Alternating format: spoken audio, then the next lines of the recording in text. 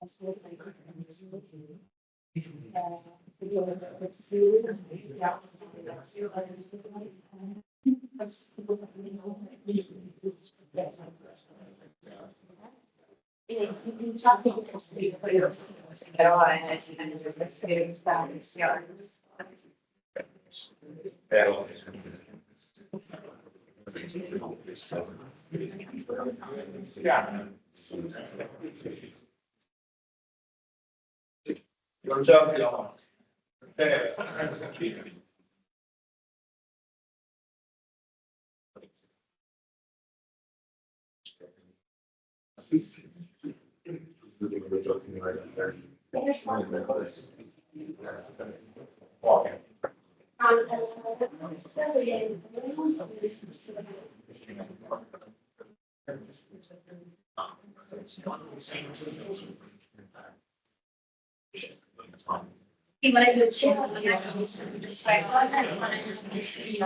esperienza. Intanto io presento Marco, forse qualcuno di voi se lo ricorda perché è stato un nostro collega del FishMed-PhD, che è uscito lo scorso anno. È stata un'occasione oggi di invitarlo sia per la coincidenza, questa coincidenza ci dà anche il motivo di sentire il suo ragazzo che ha intrapreso fino al dottorato la filiera di ricerca del nostro istituto Ancona e quindi si trova in giro di un'altra parte del mondo. Però questo è senz'altro un orgoglio, diciamo, per Marco di poter fare la lezione e confrontarsi, e la scommessa che ci siamo riusciti prima è di creare, sapendo come si sta sulle funzioni, di creare il massimo l'attenzione e quindi avere la vostra attenzione, e quindi diciamo un'attenzione più alta rispetto a noi che facciamo lezioni, perché abbiamo una doppia, un ricordo con l'interesse. Quindi ringrazio il nuovo Marco su questo, e è una raccomandazione quella sempre di, anche per chi è insomma della microbiologia lontana, le tematiche, di avere sempre a fare una tesoro, come fatto ieri, perché più apprendete e più c'è modo di poi scambiare tra i colleghi oggi e anche domani, diciamo, conoscenze che possono essere sempre utili nella carriera della ricerca. Quindi direi che possiamo iniziare, l'amministrazione c'è già. Ok, grazie, buona lezione, adesso ti lascio perché c'è un'altra riunione, ma c'è già tra poco. Ok, grazie. Grazie. Yes. Can you switch on the microphone? Guarda, tu stai parlando. Stavo registrando. Poi non sei serio. Per voi che la visto. Good morning to everyone. I'm Basili Marco, and I'm currently working at the CNR in Ancona as a postdoc. And this is the title of my presentation today, lesson today. I'd like to present and show you a mix between the theoretical and the practical analysis that I work on, and I'm going to present the molecular approach in microbial ecology. I'm going to focus on process, challenges, and the insight of fish microbiome. And okay. And I'm going to ask you to interrupt me if you have any question, if you have any doubt, and if you want to go in detail in some analysis and some tool or in some slides that I'm going to show you. So feel free to interrupt me. And just a brief summary of my career, if I can say that. I was in the 37th, not 38th, as Mauro said, 37th cycle. During my PhD, I worked on several projects. The main project was Circos, in which I had the opportunity to work with the fish microbiome, especially cyprid microbiome, in in a lot of different kind of analysis that I'm going to show you later. But at the same time, I had the opportunity to work in the other several projects, which are Arena, in which we work with antimicrobial resistance, and FishMicro, in which we work in the Arctic environment, same with fish microbiome and Arctic environment, and yes.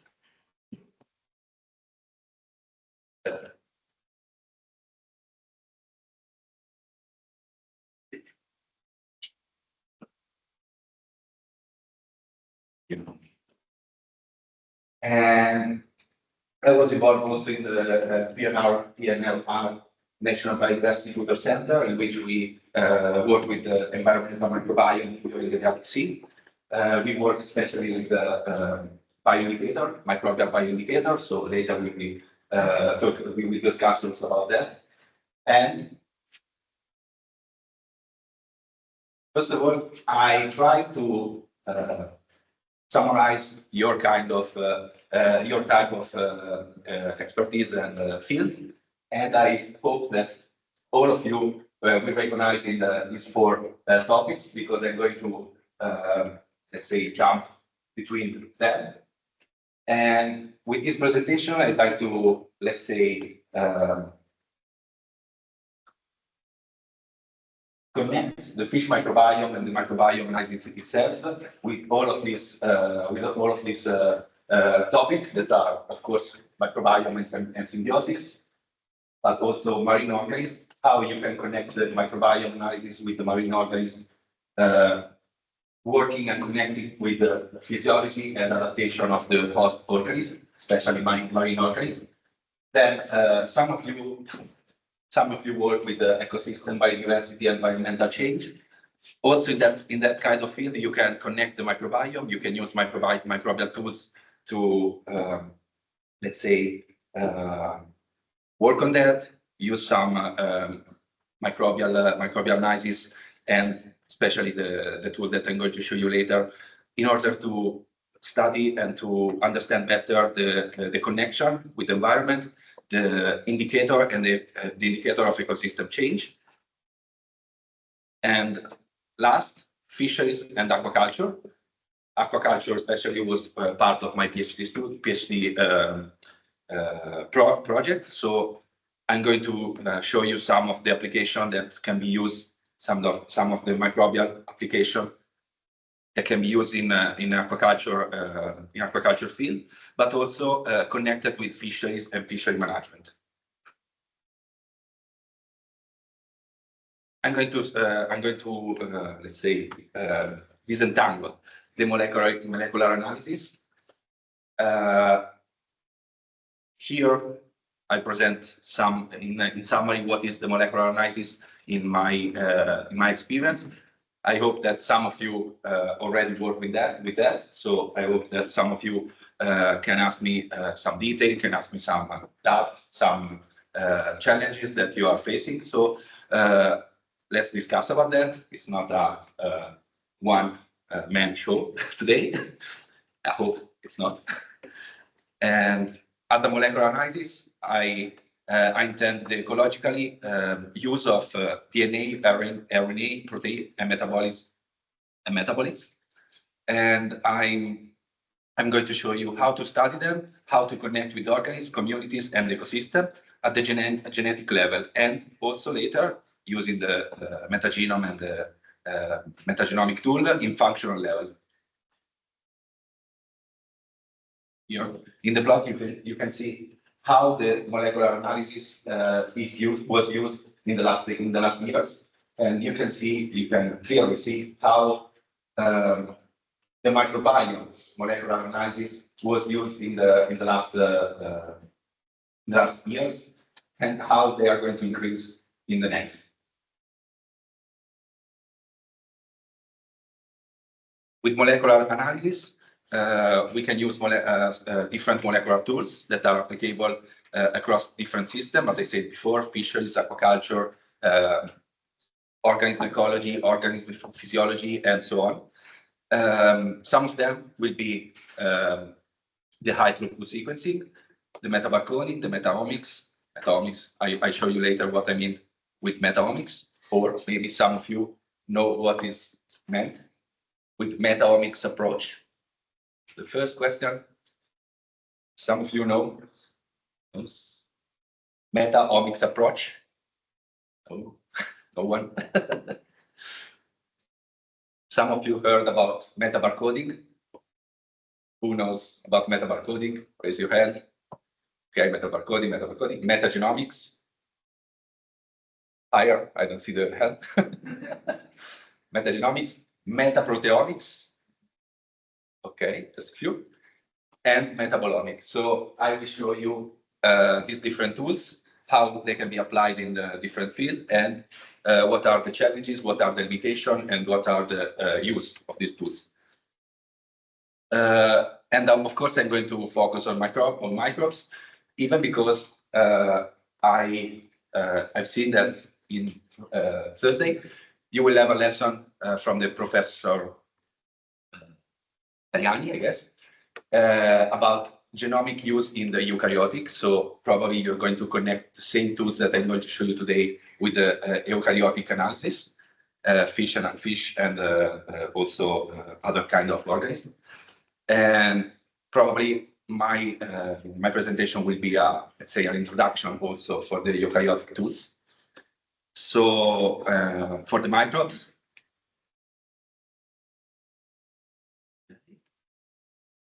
the microbial analysis can connect different fields, as I said before, such as host health and environmental quality of the environment, population dynamics and microbial process, and also aquaculture practice and ecosystem impact. We will see in detail later. But as important knowledge, I will see that the term holobiont that you can see here is the main focus of my presentation, because in the last year, the term holobiont is one of the increasing word that in ecology were used. So holobiont, I'm going to introduce the term. For holobiont, we mean the connection between the microbial organism and the eukaryotic organism. So in terms of ecology, in terms of genomic, in terms of also metabolism that are used and that are produced, probably. Holobiont the term holobiont connect the study of all of this field.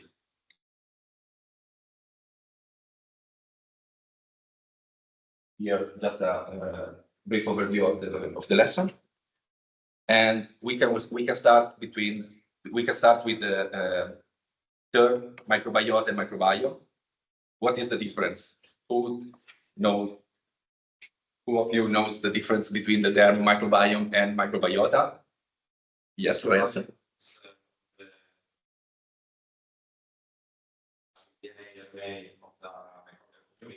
Okay. Microbiota is the community, the physical components, the colony. Yeah, exactly. Exactly. The difference is that the microbiota is the assemblage of microorganisms that habit a specific environment, while the microbiome is the genetic element that are involved and that are present in that kind of environment. And with genetic element, we can describe. We use both the microbial genomic genetic element and the eukaryotic genetic element. So for microbiome, we also intend the eukaryotic that are present in the environment. Because for it's written here, for microbiome, we also study bacteria, fungi, protists, and viruses. So it's not only bacteria. It's also the eukaryotic present in there. And as I say, the microbiome refers to the collective genetic material and the microbial community drive biogeochemical process and influence host physiology and ecosystem functioning. After saying that, the understanding the microbiota and microbiome structure is essential for sustainable management and aquatic research. How we can use the microbiome approach and what we are going to study with the microbiome. Of course, we are going to study the composition.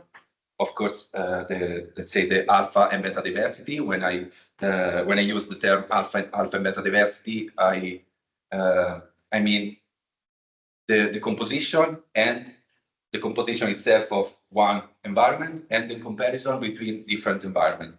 So with alpha diversity, we are going to study the composition and the presence of let's say bacteria, fungi, and so on, protists, and so on inside the samples. With beta diversity, we are going to analyze and we are going to study the comparison between different samples.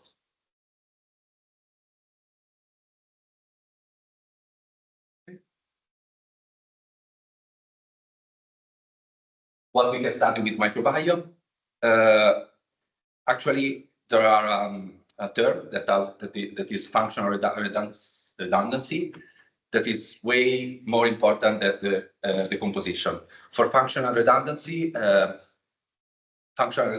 refers to the ability of multiple microbial taxa to perform similar ecological function. So what I said before, alpha and beta diversity that express the composition are let's say overpassed by the functional analysis. And we are going to see in detail with the metagenomic, these kind of tools. We are going to focus on that with the metagenomic tool and metagenomic analysis. And why it matters?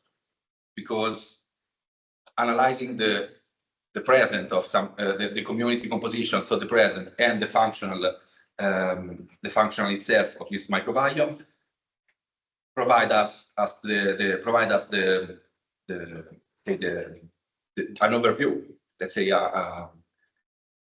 the entire composition and the entire function of the microbiome, and connecting the composition and the function can help us to use the microbiome result in different way. Why it matters? Because the functional redundancy, as I said before, provide ecosystem stability and resilience under stress, such as pollution, warming, and salinity shift. And it can be used in aquatic system and can be also a powerful tool in different applications. For example, marine aquaculture application. Here in detail, you can see what is the functional redundancy and how they differ between the microbial composition. In the first two plots, you can observe the differences in terms of microbial community, in terms of community composition, and you can see a lot of difference between samples and samples. So in the first we have families composition, and in the second we have hot use. Hot use I'm going to explain later what means. But it's like a proxy of species. So it's the family composition and species composition. While in the lower let's say plot, you can see the differences in terms of functional process. KEGG is a let's say is a tool that allows us to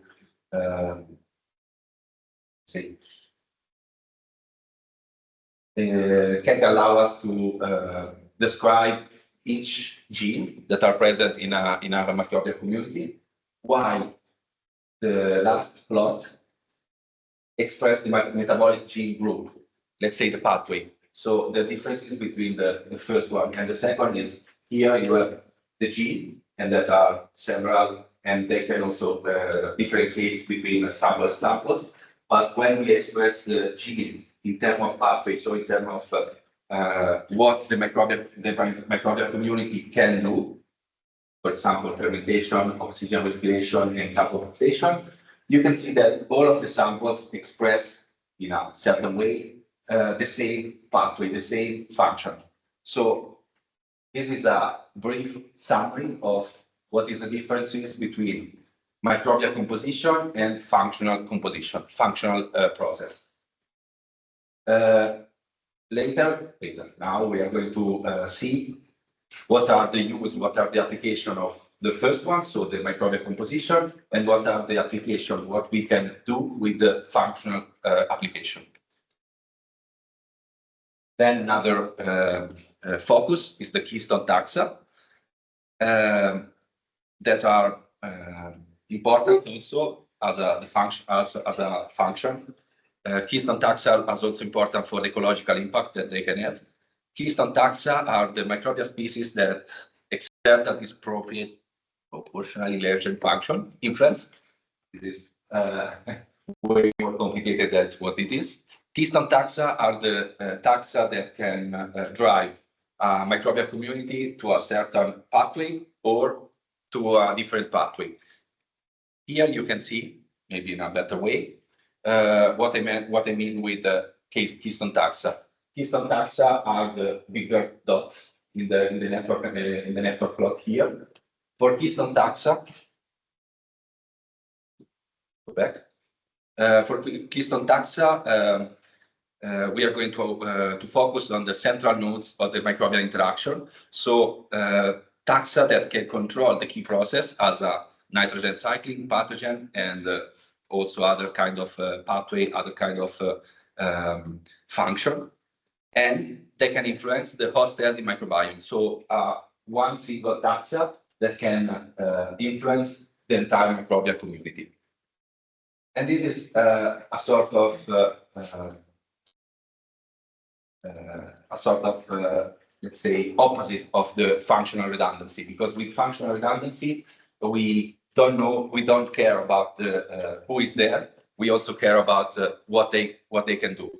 But we have to focus also on keystone taxa, because even if there are some different taxa that can perform the same, let's say, the same pathway, the same process as I said before, nitrogen cycling, carbon cycling, or carbofixation, or so on. A specific key taxa, a specific organism can lead the microbial community to different type of process. And it's important because in fish microbiome, in marine ecosystem, these specific keystone taxa are not well studied. So we have to focus on that. We have to better know who they are and what they can do, and how they influence the entire microbial community in a different environment. Here, there are three kind of examples, and nearshore and offshore. All of them present a keystone, sum of keystone taxa. That means that the bigger dots that you can that you can see here, can influence the entire community. So if the SAR 87, that is the marine microbes, disappear from a community, even if there are some other taxa that can do the same function of the SAR 87, the microbial community will move to another type of process and pathway. This is because of the connection. This is because of the interaction that the SAR 87 can have with the other taxa, and it's not a matter of functional. It's a matter of what the species, what the taxa can do, and how they interact with the others. So it's also important to study the connection and not only the function of the, for example, SAR 87. I know it's not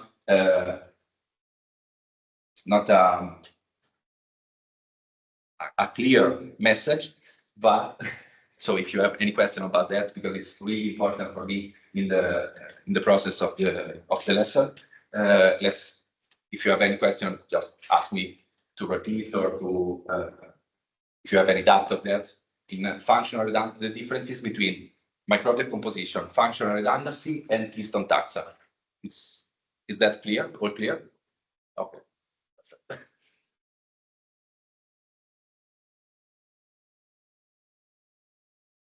So from here, I'm going to introduce some theoretical knowledge about the microbiome, about how microbes can be used and how they impact some different habitat. Here, the main ecological function of microorganisms is of course, the microorganisms such as bacteria, archaea, fungi, and also protists drive the carbon, nitrogen, and phosphorus cycles, and also sulfur cycles. That is more important important in marine environment, specifically because in marine environment we have the majority of the carbon production and also the nitrogen production. They can decompose the organic matter. And it's also important in the marine environment because the entire productive cycle, the entire trophic level can be affected, can be affected from the modification of the microbial community of seawater and sediment. And also, as I said, microbes influence primary production and food web dynamics, and it's their activity is fundamental for ecosystem stability, resilience, and recovery in disturbance. Why is important to study the microbial community and microbial function, and also the microbiome itself?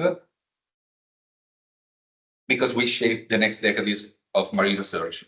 Why that? Because several studies focus on that, several recent studies understand how the microbial ecology can influence, how the microbial ecology and microbial genomics can influence the evolution, can influence the organism, can influence the interaction between human and the environment, and also how the microorganisms can architect a sustainable future because of the infinite, let's say, application that the microbial tool and microbial result can have in the environment, and for an ecological point of view, and also for a human point of view, because they can also help, the microbial community can also help us to understand and to use the function that we found in the microbial community, and can be also useful for our sustainability itself. Our focus will be fish, of course, fish, aquaculture, marine environment, and what is involved in the marine ecosystem. And also in that, the microbial ecology will shape the research in the next years. So microbial ecology used with the metabolic with the molecular approach. For my opinion, in my opinion, the molecular approach will be so important in the next decades for study and for the application. As I said, I'm going to focus in the host, health and disease. Host, with host, we refer to the fish or to the other organisms that can host itself, the microbial community in the gut, in the skin, and in all the surface and in all the tissue that they have. That was an important part of my PhD thesis, so I'm going to show you some of the results that we got, and if you will have some questions, just feel free to ask.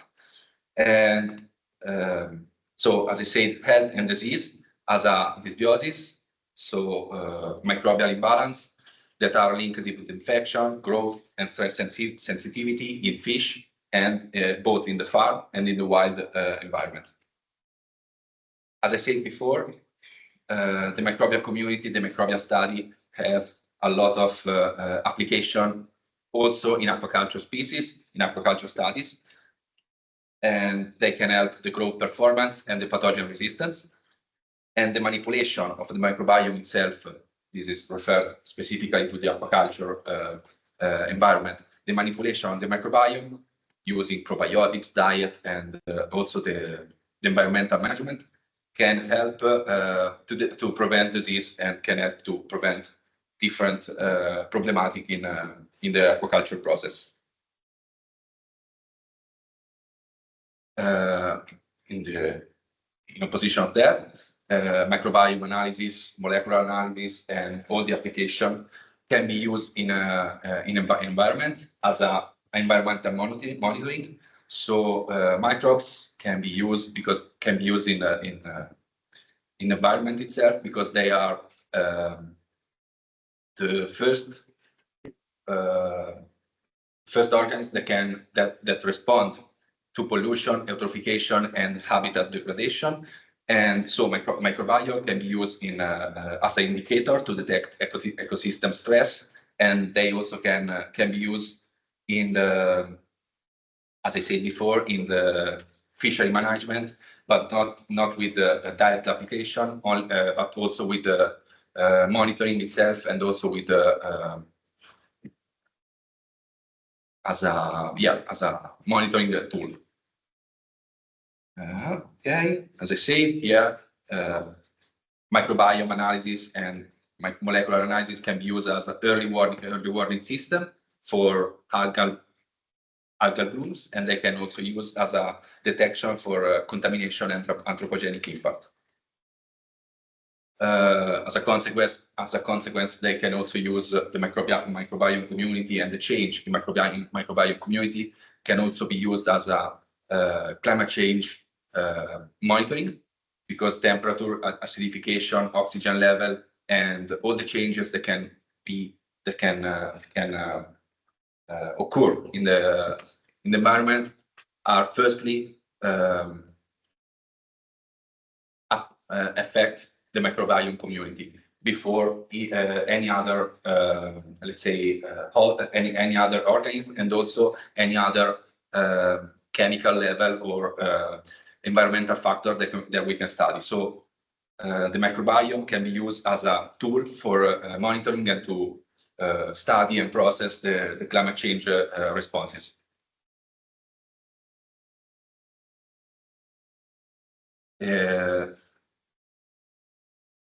Aquaculture approach, aquaculture application also. Microbiome can be used in, this is the part of my PhD study, as I said before, the use of the microbiome in aquaculture sustainability, because the nowadays use in aquaculture is like there are several problems in the aquaculture industry. There are several challenges that are facing now in the aquaculture system. Microbiome can be used as a tool for restoration, for a better application, for also lower the environmental impact and improve the fish welfare, and having a safer food production.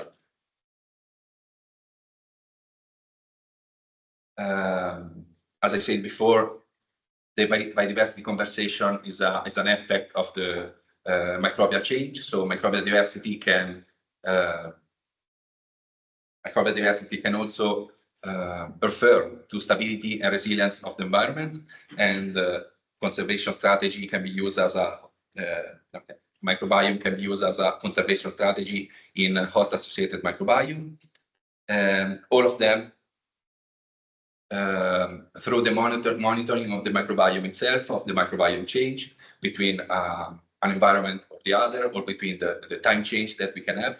And there are several applications, such as marine protected area assessment, such as restoration of degraded habitats, and tracking ecosystem recovery. All of them are applications that can be, let's say, faced with the microbiome approach. I'm not going to go in detail about this topic, but if you have any question, we can discuss about that. But the the focus will be the focus of this presentation will be the fish organism and the aquaculture system. But I'd like to show you also the other tools that can be used and the other approach that can be used with microbiome in terms of ecological way and in terms of environmental application. As I said, environmental response of microbial community, microbiome change in terms of temperature, pH, salinity, and nutrient availability. This is just a presentation. Okay. This is the same that I said before. Okay. The last slide was too much. Okay. Now move to the fish gut microbiome, to the host microbiome and fish gut microbiome. Is that the previous slide clear until now? Is everything okay? Do you have any doubt, any curiosity, any questions right now? No. Yes. Actually, you mentioned quite a few times like resilience associated with the microbial diversity. Yes. Is there a way to like quantify how microbes are impacting the resilience of the system, for example? Yes, in a certain way, yes. So with the microbes, of course, you can study, as I said before, you can study the community composition and the function, so the pathway that they can process. Let's say carbon fixation, nitrogen fixation, and so on. Study the change in terms of function can allow us to, let's say, can allow us to describe the change in microbiome comparing to the environmental change. If your question is the opposite, like the microbes, how can the microbes affect the environment, is way more complicated. If I understand correct, is how the microbes affect the environment. Yeah, in the sense, if you had a way to estimate from microbes the resilience of the system, then you could take, for example, a few individuals. Say you take the microbiome of these individuals and have a proxy of how the system itself is resilient. Okay. Yeah. Okay. With resilience, we have to come back to the functional redundancy, because of course in microbes, as I said before, you can study the community composition, but if you want to know what process they do, you have to also study the pathway. If the change is in pathway, in the pathway composition, in the pathway process, it's a alarm ring. So of course, the application and the study of microbes, it's just a monitoring. It's just okay. I'm going to study if, let's say, temperature or pH or a stress like anthropogenic impact or eutrophication. If some of the change occur, of course, you are going to have a change in term of microbiome. But the microbiome itself, it's how the microbiome itself affect the environment. It can be helpful to restore. Let's say the environment is kind of tricky until now, but it's a good study for the future, because maybe in some of restricted area you can try to use some bacterial taxa that are well known to do carbon fixation, to try to restore the microbial change, and to try to understand if the increasing of this kind of bacteria can affect the environment itself. Of course, it's difficult to apply this in the open environment. You have to study in a closed area. You have to study in a restricted and well-controlled area before. But then, if you have a good result, you can also use in the environment, of course. Is it? Okay, I don't know if it's complicated, but yeah, the application, so the use in terms of monitoring is well known, but the application in terms of how they can affect the environment, how they can affect also the fish, is not well known, and it's not well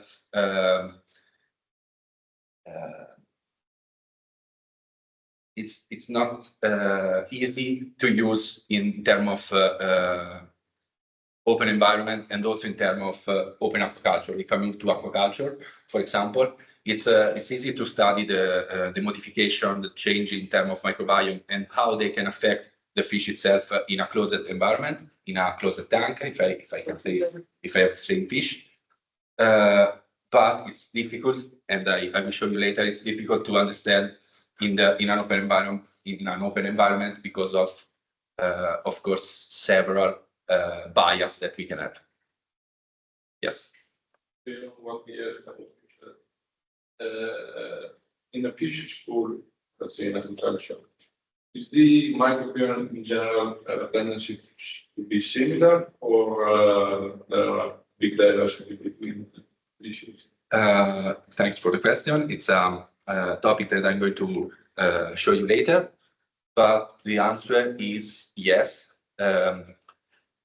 The host characteristic, it's one of the let's say it's one of the main driver for the microbiome. So you will have similar microbiome, gut microbiome. If we're going to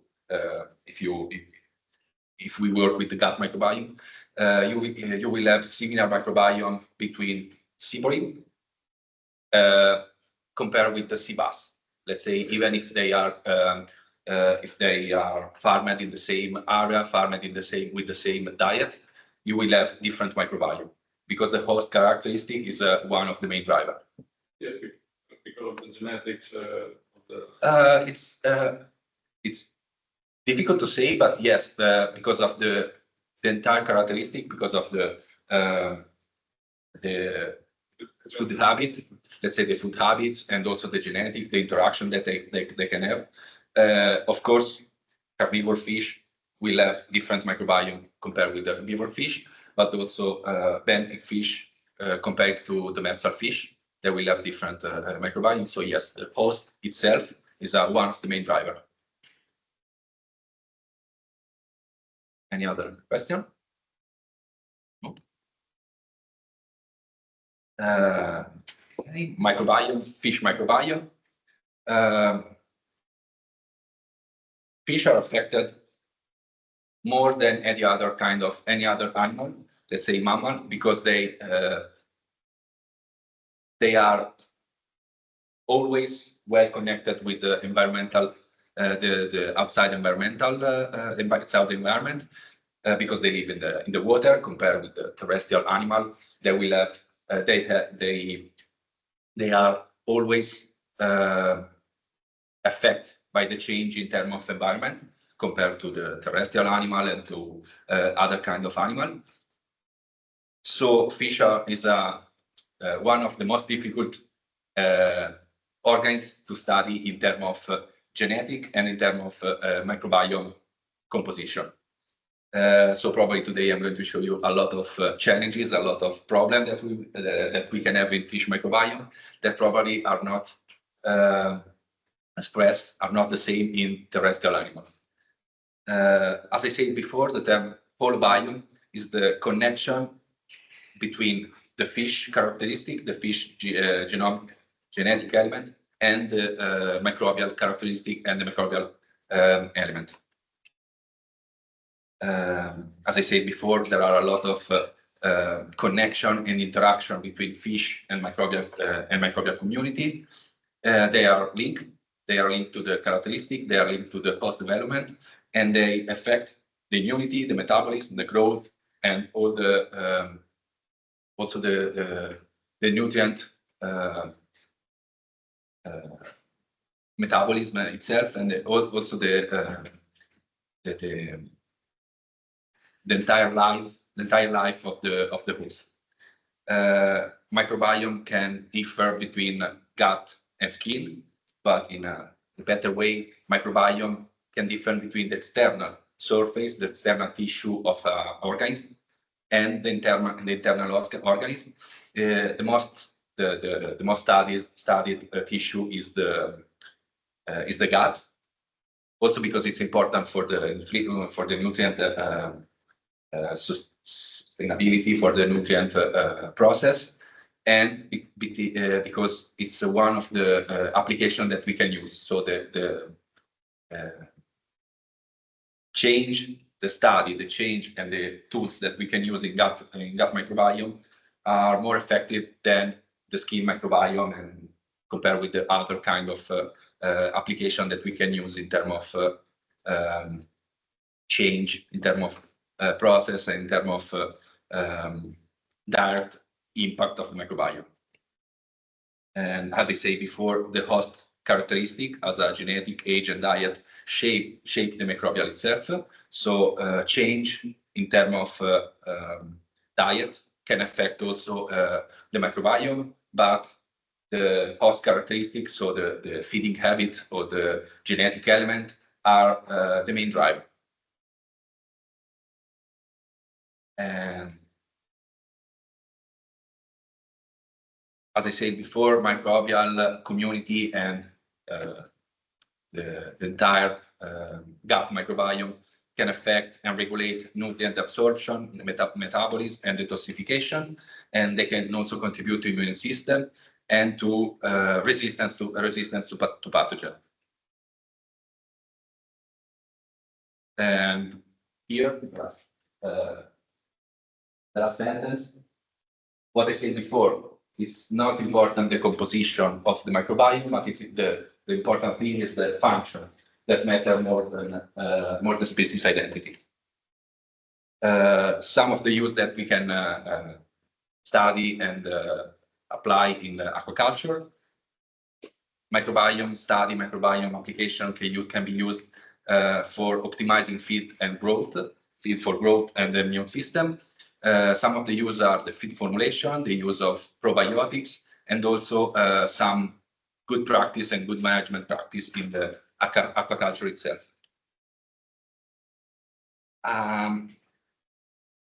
One of the tools that we can use is the comparison between the farmed fish, in this case, and the wild fish. So the comparison between wild and farmed fish can be useful for us to understand what change in terms of microbiome, what function change in terms of pathway that they are expressed and that are processed, and how can we try to how can we try to replicate the wild microbiome, because it's the natural microbiome, in our farmed fish. This is one of the main goal of the aquaculture system nowadays. Some of the limitation that I expressed before in terms of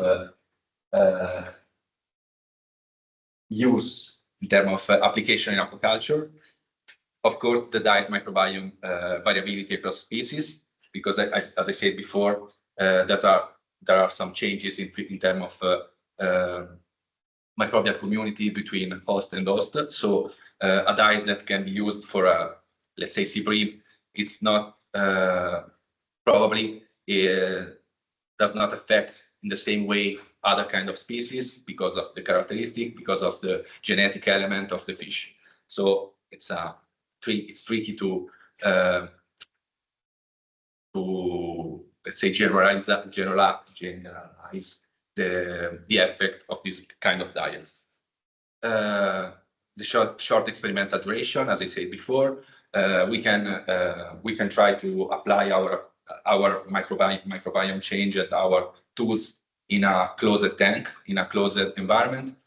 But then we also have a time limitation, because it's not possible to study the microbiome. It's not possible to study the fish microbiome for the entire duration of the life cycle. It's not that it's not possible. It's difficult because of change in terms of aquaculture tool, change in terms of feed, change in terms of application, and change in terms of study that we have to do. But later I will show you a detailed slide of that. And here you can see other different limitations. If you have any question on that, I will answer it. But this is just for show you how difficult it is to apply to apply this kind of tools in the aquaculture system itself. So we can try to study and to analyze one of these. We can try to focus on one of few of these, but it's difficult to then move the result that we can have to the entire environmental process, to the entire environmental system.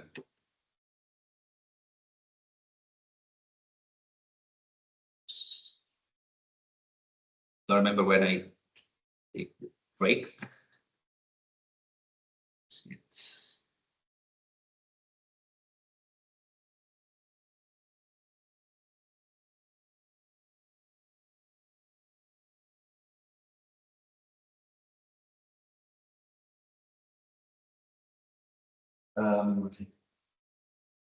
Microbiome composition, it's important also for the environment itself.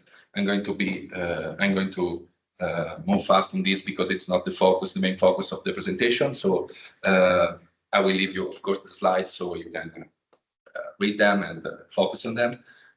But as I said before, microbiome can be used, microbial community can be used as a bioindicator and can be used as a monitoring tool for the environment itself. So for the water and also for the sediment, because of the pathway, because of the process that they can use, and because of the process that they can affect. So change in terms of microbial community can be used as a monitoring tools, early monitoring tools for change in terms of environmental condition, for water and for sediment.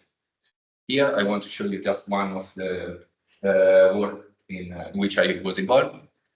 This is here you can see in the plot a study that we performed a couple of years ago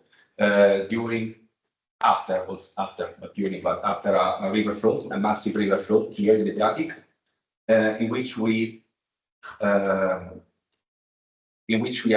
tried to understand how a massive river flood affect the sedimental microbial community. Of course, compare them with the chemical composition and also with the water characteristic, and also with the pathogen and the pollution in terms of chemical composition that we can find in this environment after this massive river flood. So here you can see in the map before, during, and later. During, you can see the clear effect of the river discharge, and later you can see the differences between in terms of water characteristic and sedimental import in terms of compare with the before situation. And so here we use the microbial community approach. We use the study in terms of microbial community and also in terms of metagenomic approach. So we went to study the function of the microbes that we found there, because it's a bioindicator of the system, of the entire system, and because it was a bioindicator of the answer to this kind of let's say change in terms of the river discharge. And this is just an example. of the use of microbial community, of microbial composition tools that we can have. And another one, which I will discuss later, is the environmental DNA that is now we can heard everywhere about environmental DNA. It's another kind of tools that we can use in comparison and also in at the same time with metabarcoding and metagenomic analysis. That is the microbial community analysis. Here, just some example of the project that are globally involved, microbial community analysis and microbial composition analysis. The Tara Ocean, very famous project, and some other projects that involve the microbiome itself that can be used for enhance the microbial community and the microbial knowledge in terms of environmental and in terms of host use. Research. Okay. I guess this is one of the last slide before break. And what is important in terms of microbiome analysis, and what are the focus of the big project, what they want to reach: a standardization method and a use of the knowledge that they can reach for all the other microbial analysis that we can perform. So the standardization of the methods is really important, because if I'm going to study the water microbiome in the Adriatic, I need to be able to compare with the water microbiome analysis in Tyrrhenian Sea, but also in the Ocean Sea, also in the other kind of water environment. So the standardization of the methods is an important tool for us in terms of application. And what are the strengths of this microbial analysis? We can use some of these tools that I'm going to show you later in terms of integrative multiomics approach. So we can combine metagenomic, metatranscriptomics, and metabolomics itself in order to have a better overview of the entire environmental process and the entire environmental system. We can use eDNA, and we can use machine learning, so the AI for process the microbial indicators, for process all the results that we can have from the previous metagenomics and metatranscriptomics, and we can use all of them for feeding, let's say, the EA, and have a better result and a better resolution of what we want to reach. Of course, we have to combine our results, the microbial result, with the physics and biogeochemistry results in terms of course, environmental characteristic, because of the results that we can obtain combining them. Of course, they are going to be more powerful if they are combined together, if they show the same result, if they show, yeah, that's the same process, the same change. And we can take a break. Perfect. If you have any questions before or even during the break.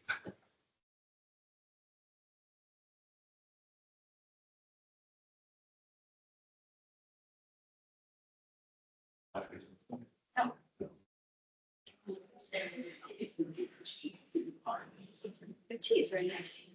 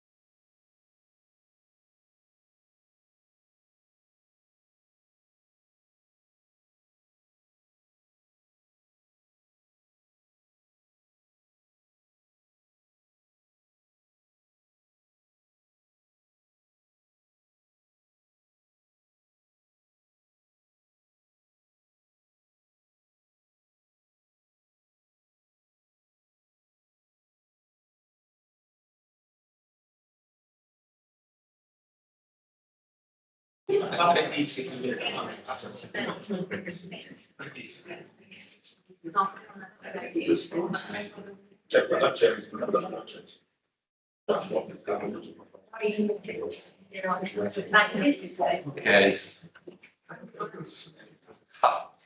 Ready to start again. Now we are going to move in more detail to host microbiome, particularly fish microbiome. That is more my expertise, my field. And here I'm going to present and to show you a brief summary of before. What is the use? What is the application? What is the tools? And what are the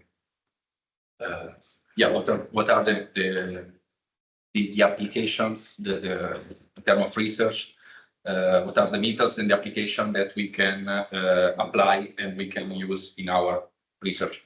And I hope also that some, if not all, of course, some of you can be interested in that, because maybe it's also interesting for you to understand what kind of tools you can use to connect with your research, to improve your research, and to also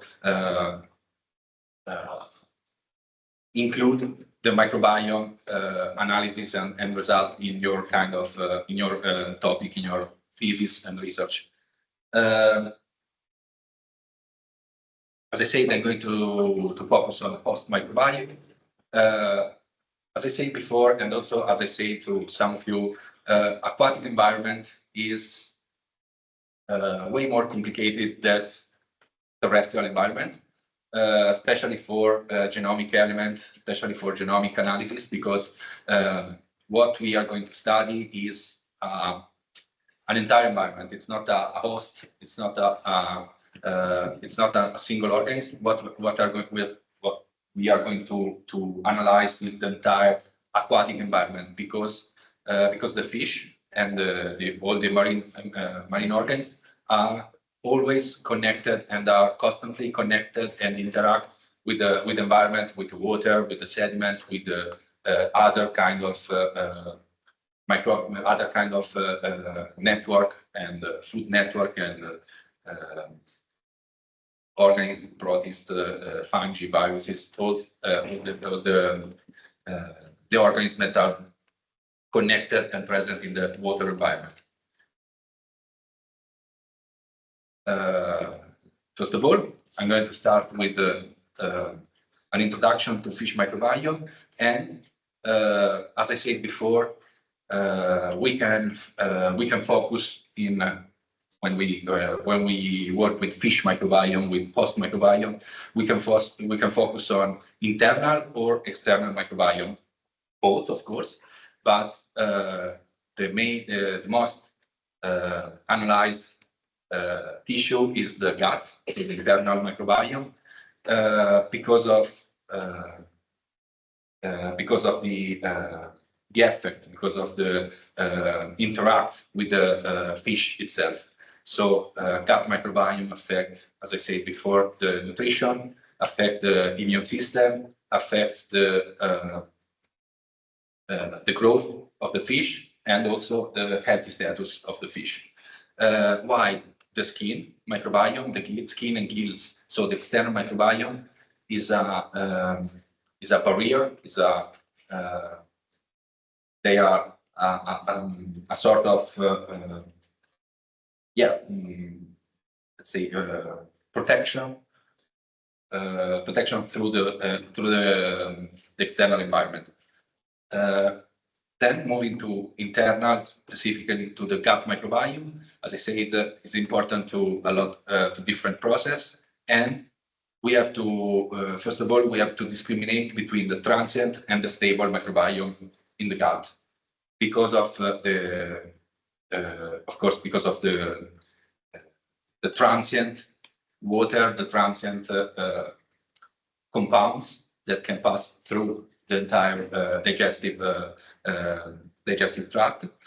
So we have to discriminate between those two, because for transient microbiome, we refer to the bacteria, to all the microbes that are not always present, while for stable microbiome, we refer to the core microbiome, to what we always found in, let's say, different samples, and to what we always found closely attached to the gut tissue.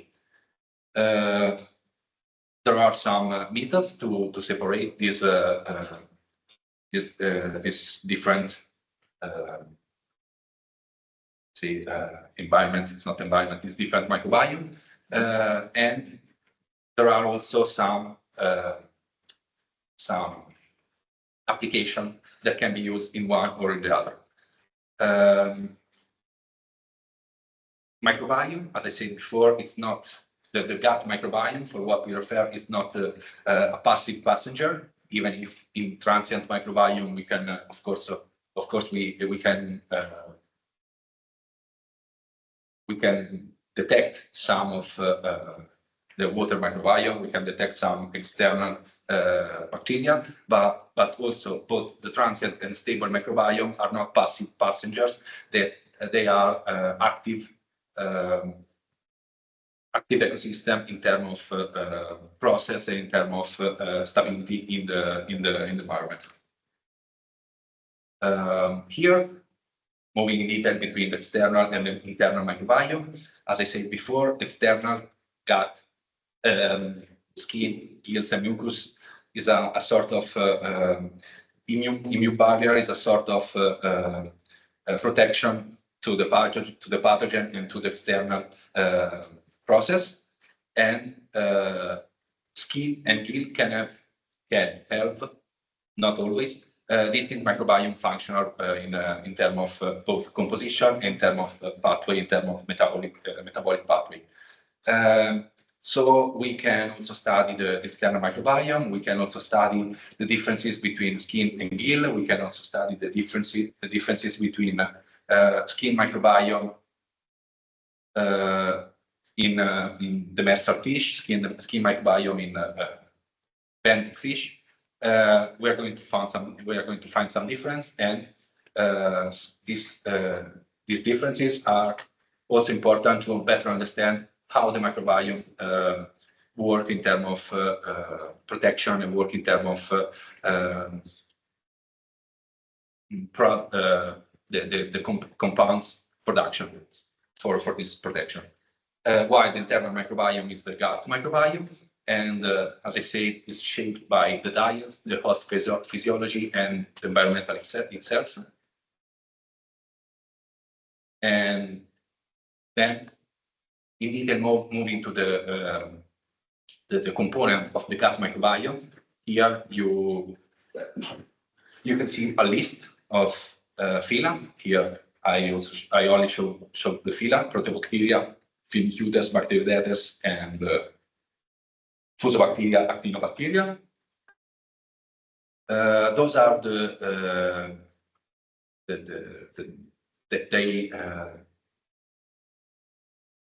they are, in the majority of the case,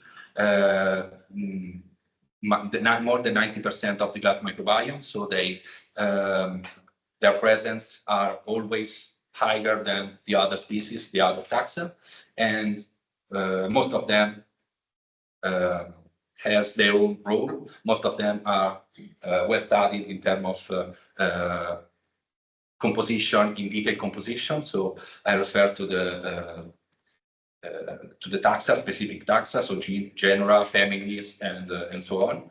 And most of them are well known in terms of function.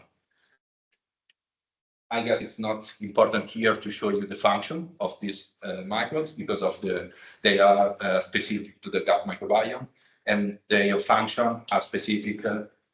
I refer to what I said before. So some of them are commensals, some of them are involved in the are involved in the pathogen protection, and some of them are also involved as a potential pathogen. So some of them are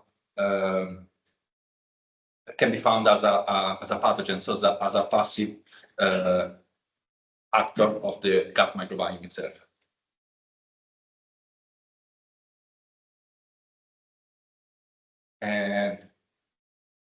But as an overview, as a summarize, the functional roles of the fish microbiome. With fish microbiome, I also I want to focus with the gut microbiome. The functional roles are digestion, nutrient assimilation, as I said before, vitamin synthesis, immune modulation, and pathogen resistance. We will see how pathogen resistance can be a positive and a negative tract of the microbiome because of the antimicrobial resistance genes that are present also in the gut microbiome. And they can enhance the metabolic regulation and growth performance. And as I said before, the microbiome is shaped by an adaptation to the diet and to the environment.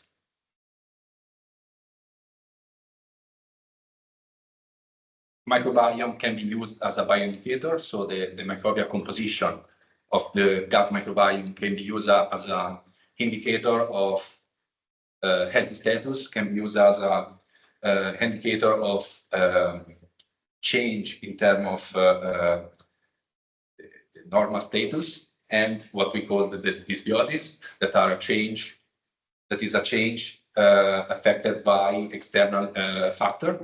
Can be pathogen, can be change in temperature, can be change in the feeding habits, can be change in aquaculture, can be change in feeding supply.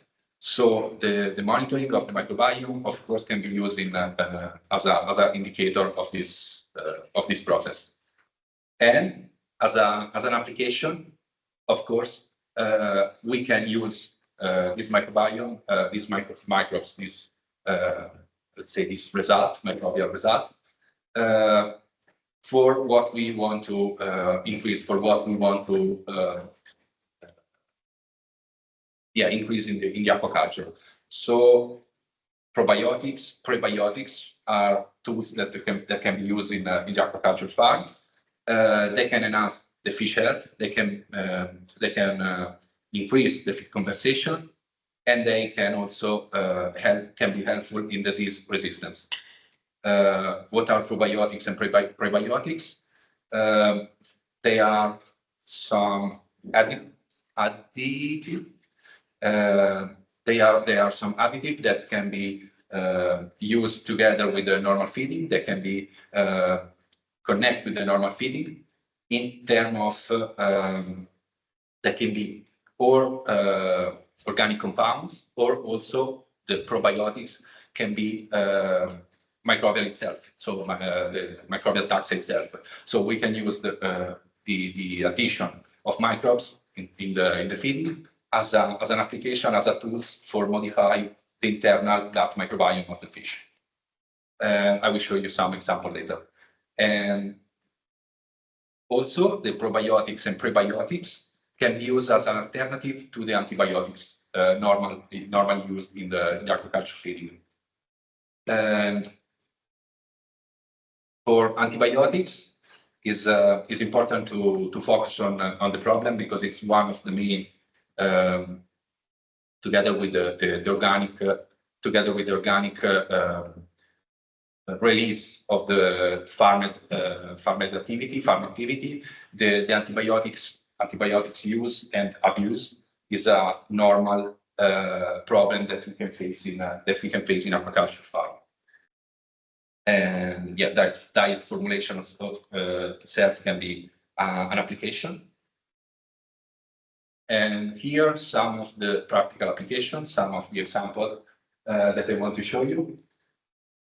First of all, this is a study that we perform in our group. We work with Sibri. We work with an entire process, productive cycles of a Sibri, following the entire cycle, starting from the eggs. You can see in the graph upstairs, from the T0, so from the eggs, moving to the larvae, to the fry, and to the juveniles. through, I guess, 2 or 3 months. I don't remember, but yeah, in the first month of the productive cycles, and in a particular environment that were specific closed tanks, because eggs and larvae are raised in these tanks, monitoring the temperature, monitoring the salinity, and also using some specific diet, such as specific feedings for increasing the growth, for increasing also the immune system of the fish. And then after the first month, the reproductive cycle, so the farmer move the juveniles to the open sea cages. I don't know if any of you had the opportunity to work with the open sea cages to the aquaculture farms. Does any of you works? Yes. Which okay, yes. Which kind of fish? With the sea bream, sea bass, Seriola, Okay. Mikas. Okay. And did you work with also with let's say monitoring some? I'm in the veterinary service. Okay, oh, that's nice. So some pathogens, of course. Yes. Did you also study them, or just? Oh, yes, my bachelor. Okay. And yeah, so open sea cages are a particular environment where several of these cages that you can see here in the background are placed in the open sea, particularly in the lagoon or in some environment not affected by the wave, not affected by the tide, not so much affected by the wave tide. And of course, where it's easy for the farmers to process the entire growth of the fish. Back to the project. After the moving to the open sea cages, we had 2 more 10 points, sampling 10 points. That last, if I remember correct, 1.5 years. So what I said before, that the difficult in terms of analysis for the fish experiment, for the diet experiment, and also for the monitoring experiment, is to follow the entire cycles, because it lasts more than 1 year, and of course depend of the fish, depend of the host. It can be performed in different places. It can be performed in different sites. So it's also difficult to be connected with an entire cycles. We were able to do it, and the result here in terms of microbial composition, this is only a monitoring process. We only took samples and analyzed the microbial composition. That here is shown by an MDS plot. What we want to show here, what we want to analyze, and what we want to see as a result is the modification and change through the entire productive cycles. So here you have the eggs, the red, the eggs that are completely different. The microbiome of the eggs are completely different compared to the other fish, the other stages. Then moving to the early stages. So the composition change, let's say a bit, because it's close in the MBS, but the composition change in terms of core microbiome in this case. And then from the early stages through the adults, where the microbial composition changed more and more, and the majority of the changes, the majority of the substitution in terms of microbial composition, in terms of taxa, occur between the 10, so between the juveniles through the adults. in that kind of change of environment, we also saw a change in terms of microbiome.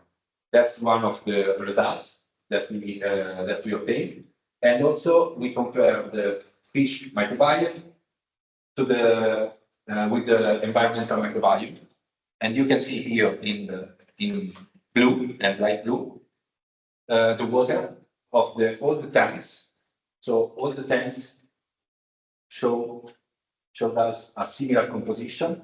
The eggs and from the eggs to the juveniles, all the tanks has, let's say, a similar microbial composition that affect the microbiome, but not so much as the host, as I said before.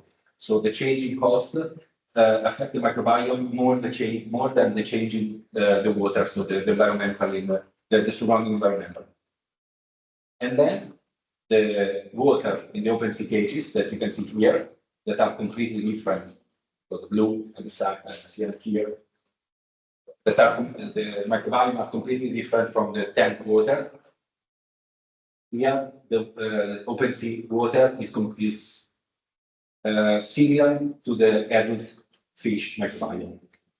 This is one of the results that we obtained. We also analyze the interaction and the effect of the feeding, but it's difficult to show in the plot. Yeah. It's difficult to show here in the plot because the feeding is the gray dot here, and they are well spread through the entire plot. So there is an effect. There is a similarities between the fish microbiome and the diet, more than what we obtain with the water, but it's difficult to, let's say, disentangle the effect of the host with the effect of the diet, with the effect of the environment. This is what we can obtain with more in detail studies and more in detail analysis. So another limitation that I mentioned before is also the methods, because it's easy to study the microbial composition, but it's not so easy to study the interaction. So we can see who are there, but it's not too easy to explain and understand how they affect each other. We can clearly say they are similar, they are not similar. We cannot say they affect each other or who affect who. That's one of the main problems in that kind of field.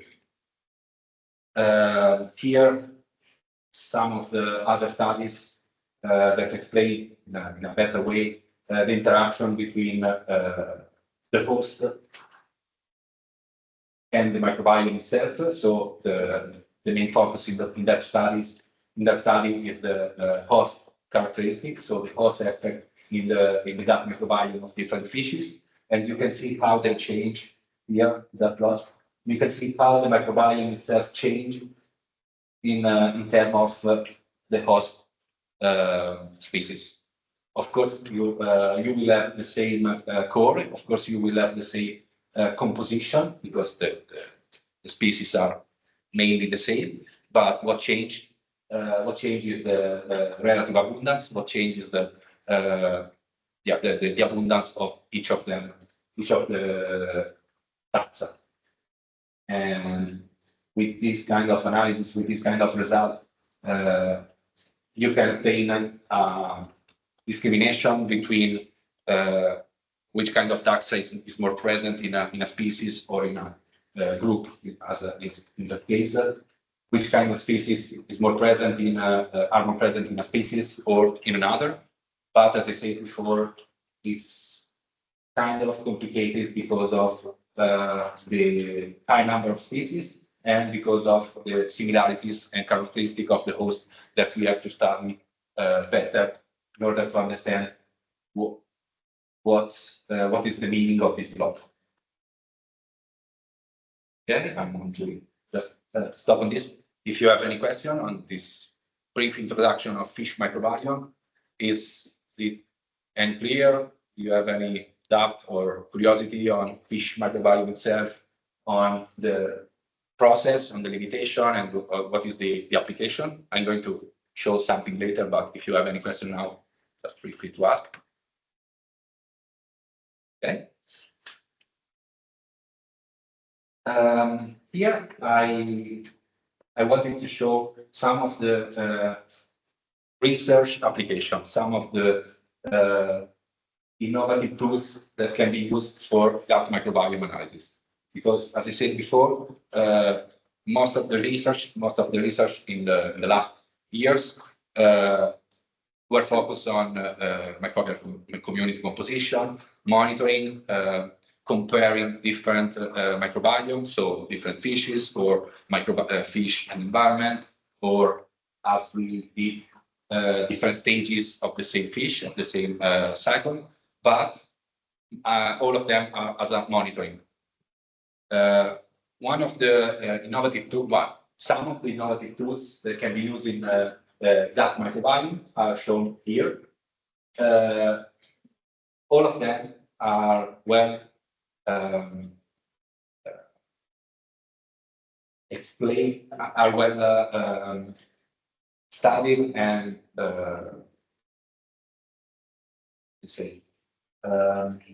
all of them can be helpful to answer to a different question, and can be helpful to answer to limitation that we have in the environmental system, because as you can see here, we can study the gut microbiome using a gut simulations. So we can reproduce the gut microbiome, the environmental gut microbiome, the fish gut microbiome in a chip, in a simulators in a tank, or using organoids. You can find some studies on that. They are pretty new, but well studied and well known nowadays. So if you're interested in those kind of analysis and how you can use them, there are several studies on that. And so gut simulation or synthetic communities in order to study the microbial interaction. Because I said before, we can understand, we can analyze who are there, but we cannot analyze how they interact each other and how they interact in the gut environment.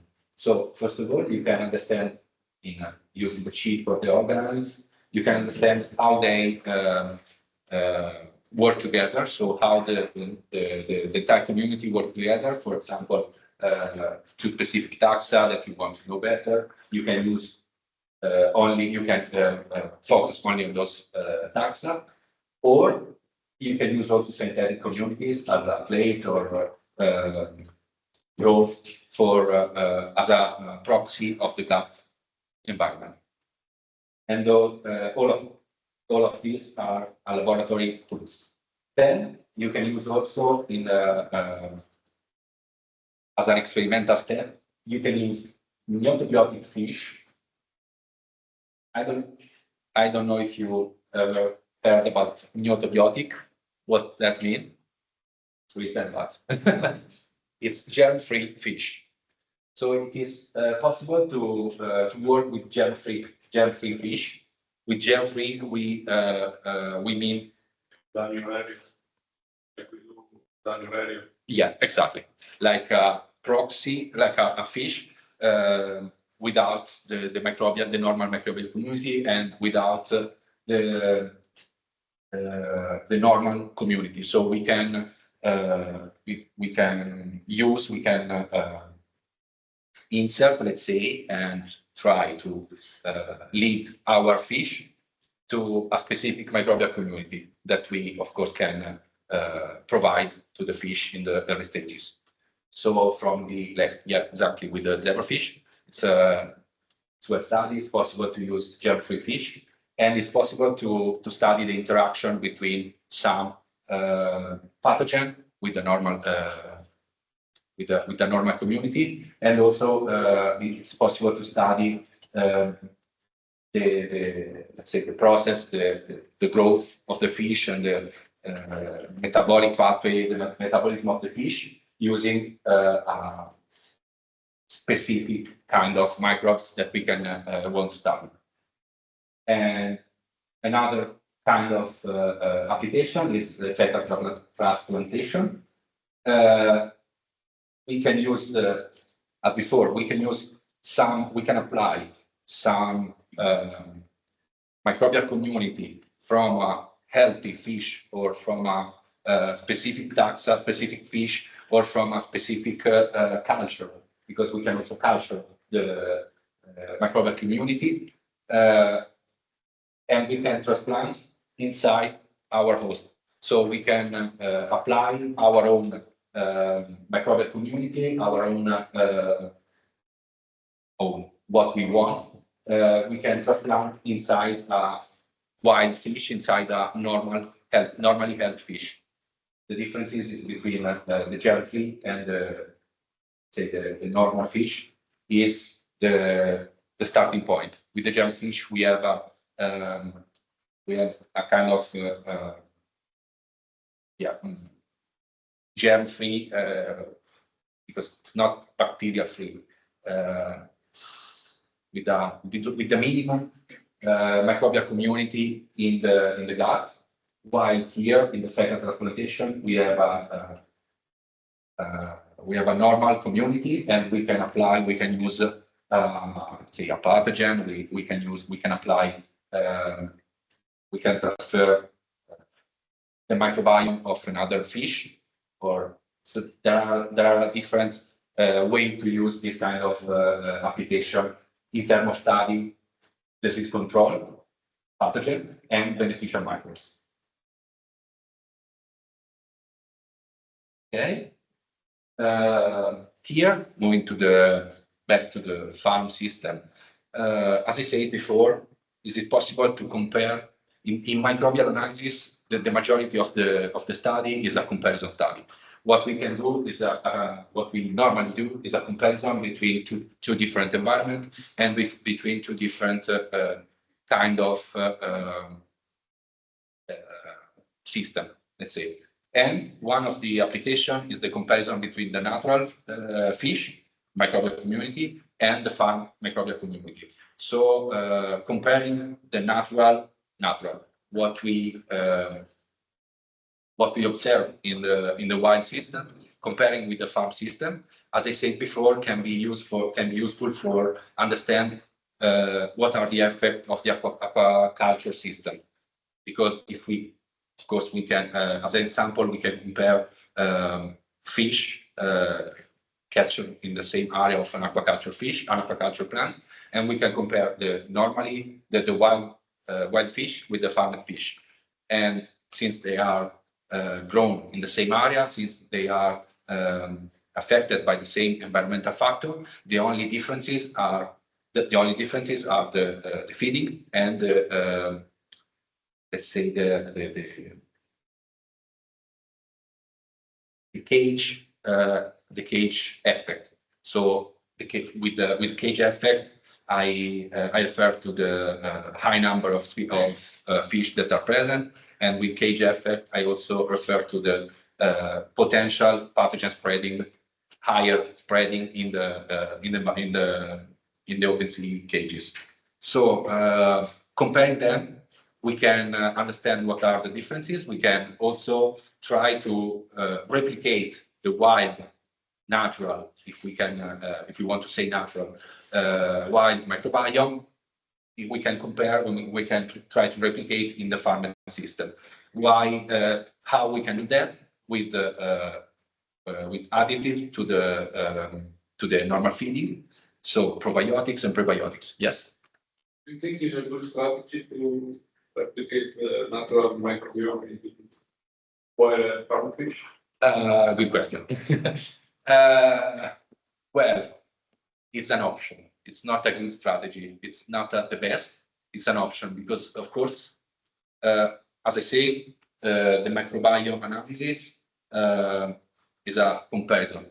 Normally, it's a comparison. So it's difficult to have a result from only one environment, from only one kind of samples. What we can do is compare the two and try to understand if the wild is natural, if the wild is healthier, if what we can find in the wild is, let's say, normally found in the same host. So let's say the next step or a previous step can be study and understand the function of the wild and the function of the farmer. If, for what we know, if in the farmer we miss something, if in the farmer we have some change in terms of metabolic pathway, in terms of nutritional absorption, we can try to replicate. We can try to add some of the species, some of the taxa that are present and that can perform this process. And we can try to insert, or we can try to add in the farmed microbiome using prebiotics or probiotics, or also using fecal transplant. But I cannot say that is the best solution, and I cannot say that is always the best solution, because of course it can be in this kind of tools can be applied for sea bream, but it cannot be applied for tuna, for example, because tuna, of course, there are some differences in terms of morphology, feeding habits, and also the movement, the migration. Of course, tuna has a migration. So it's one tool that we can use. It's one comparison that we can do. It's not the best, of course. But what I can say is the functional analysis can be helpful, not only the microbial composition, because of course we want to reproduce the function of the wild. And okay, yeah, because moving in the, of course, some of the application can be done in the tank. Some of the experiment can be done in the tank, and in reproduce the wild microbiome in the tank is one of the goal. Is one of the main results that we can obtain using prebiotics and probiotics, because of the tank environment, because of the tank bias that we can have in our experiment. And yes, of course, as I said before, in the farm system, we have higher risk of antibiotics and pathogen that can be managed using some of the natural microbiome, that can be managed using some of the pre and probiotics in terms of feeding addiction. This is again part of my thesis, where we studied where we compared the wild microbiome in sea bream with the farmed microbiome. What we can observe was some differences, but the majority of the differences occur in terms of seasonality. So here, I'm going to explain because it's not so clear. Here in green, we have the farmed sea bream, the last two stages of the study before, and in the other colors are the wild. What we observe is similarities between these groups here and these groups here, and the similarities occur because of the seasonality of the catches. So yes, host discrimination, so hosts that lead the microbiome. Yes, farm and wild differences, but also an effect on seasonality. So what we can do here is focus only, because all of them occurred in summer, while the other in winter. what we can do is focus only in the winter samples because we want to know. Yeah. Winter is more similar, winter are more similar to wild. Yes, in our case, yes, because of Really, because in winter you don't fit the exactly. Because here all of them were processed were sampled in autumn and winter. So yes, we have a bias of the seasonality because of the productive cycles, because of the catches that we perform. So yes, you also have to when we observe the result, we have to pay attention about the metadata. We have to pay attention about the environmental change, environmental characteristics, because in a first result, we can see the differences, but then looking at the seasonality, looking at the similarities, of course, there is a seasonality bias. So we have to pay attention also about that. And it's difficult to match the farmed activity with the wild activity. It's also difficult to match the farmed process with the wild process. So we had the opportunity to analyze the samples from similar environment and similar seasonal. So for our result, we only focus on those samples here, these samples here, and these samples here, because we cannot use the summer samples. So yeah, we can use them, but not as a comparison. Is it clear? Is it any doubt to that, or any curiosity? Nothing? Okay, perfect. And speaking about application in aquaculture system, how we can use the microbial community.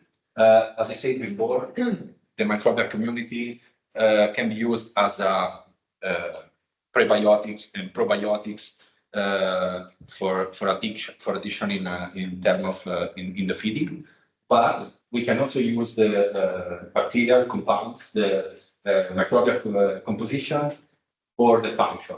So we can use the nitrifying microbes for microbial engineering the aquaculture system. So producing this kind of biofilter that can be used, of course, in a particular kind of aquaculture, not in the open sea, but in the RAS or in the tank farm. And yeah, as I say, identifying microbes. So some of the taxa that are involved in the nitrogen cycles can be used for improve the aquaculture process. This kind of application is separated from the gut microbial analysis, from the gut result and gut application. But it's another way to use the microbial knowledge and the microbial composition for the aquaculture system. And back to fish, back to the gut microbiome, back to the fish microbiome.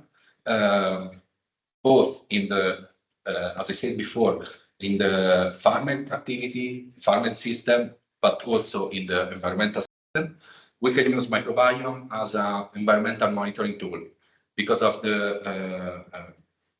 because, as I said before, the microbial change is one of the early response to some change in terms of environmental characteristic as pollution, eutrophication, hypoxia, and so on, other, let's say, environmental change. So metal contamination, as here in the paper that I show you. But yeah, we can use real-time ecosystem assessment for both the farming activity and the wild activity, the wild environment. So the microbial community, environmental and fish microbial community can be used as a tool for an early warning tool for this kind of change, and together with other kind of monitoring system can be used as a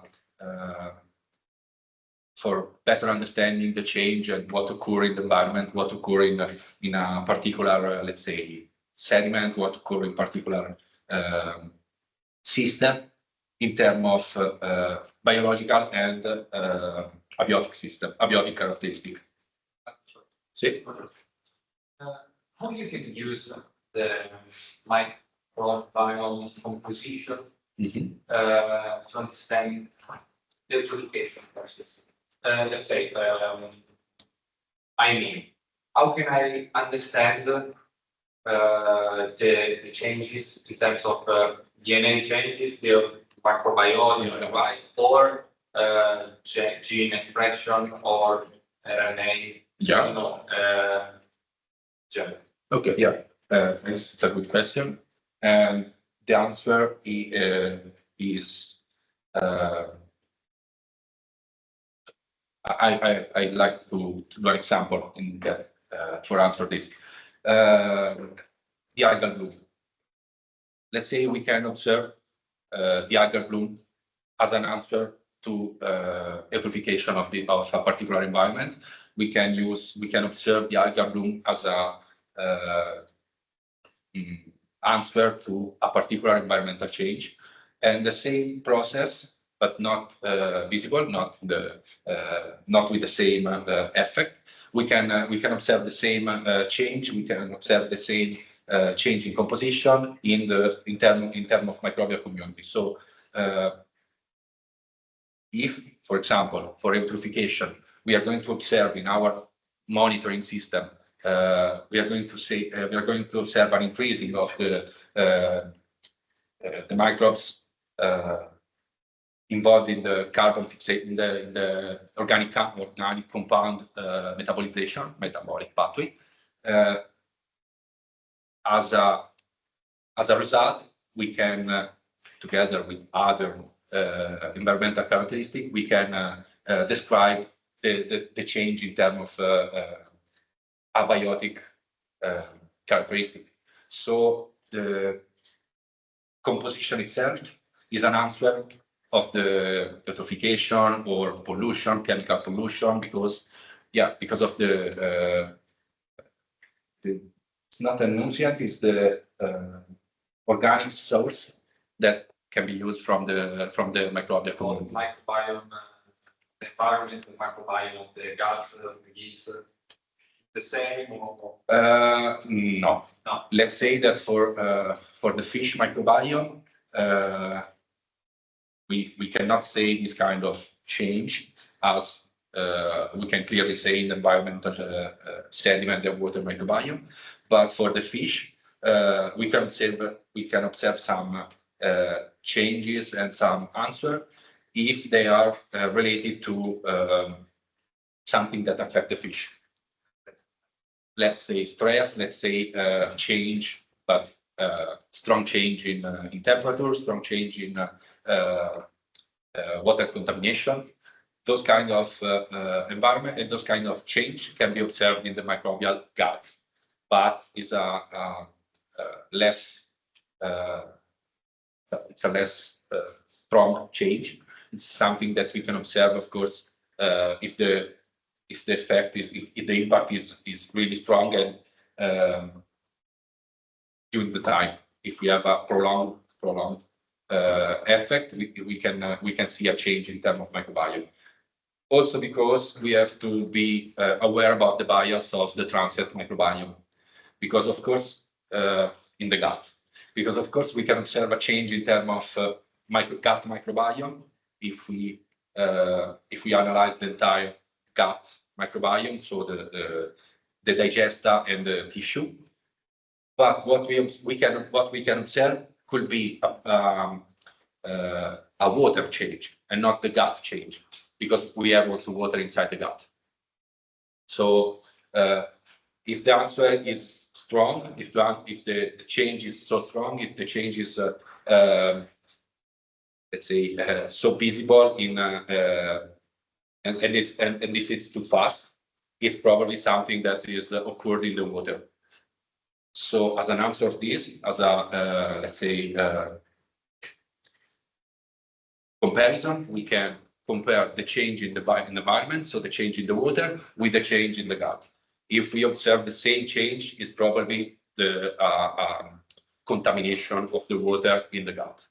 So yeah, we always have to be aware about the transient microbiome in the gut, because it's probably some change or some composition coming from the water. Yes.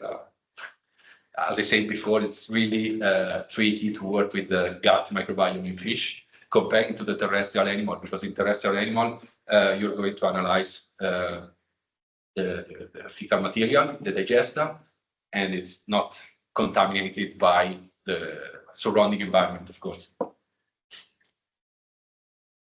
And it's way more complicated in filter organism, like shellfish mussel. It's really difficult to work with shellfish. I don't know if some of you work with them. Microbial shellfish. Yeah. Okay, yes. We already explained some of the approach, so the water, sediment, and host. And as I said, we also have to be aware about the comparison and about the interaction that can occur between water, sediment, and host fish or other kind of organisms in the seawater. Analyzing all of them can provide us an entire, let's say, an entire overview, a global overview of the environment. And environmental DNA, it's innovative tools that can be used for this kind of application, this kind of approach. Environmental DNA is mostly used for eukaryotic sample, for eukaryotic samples, but particular genomes, because of the application. For microbes, normally what we call water microbiome is what we can find in the environmental DNA. So if we are going to, let's say, perform environmental DNA analysis, of course we are going to have water microbiome or sediment microbiome. The change and the innovative tools is the possibility to study the eukaryotic samples, the eukaryotic genetic elements that are free in the environment and without the limitation of working with the animal itself. So probably mammals or probably other kind of protected animals that it's really difficult to work with. And the application of environmental DNA can be used also as an integration for the microbial approach. And yes, environmental DNA can be used for detect pathogen, invasive species, and biodiversity. But if we, of course, we have to refer to the eukaryotic or to the bigger animal, bigger host compared to the water, because compared to the microbial water, because microbiome itself is already it's already used for pathogen and invasive species in terms of microbes. And yes, here I present also the eukaryotic metabarcoding, because gut content could be the gut content in terms of eukaryotic, in terms of prey, in terms of what is the composition of the diet of a fish, can be useful for understand the microbial composition, can be useful for understand and for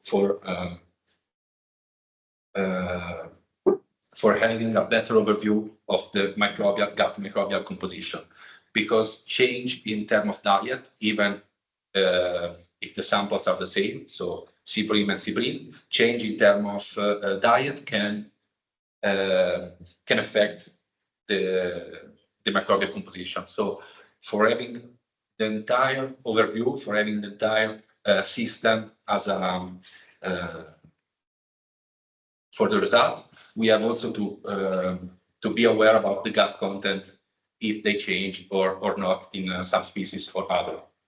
And so the integration with the metabarcoding of the eukaryotic using the COA and 18S can allow us the identification in terms of prey, in terms of diet composition of a particular host. That could be a fish, or could be a mammoth, or could be anything.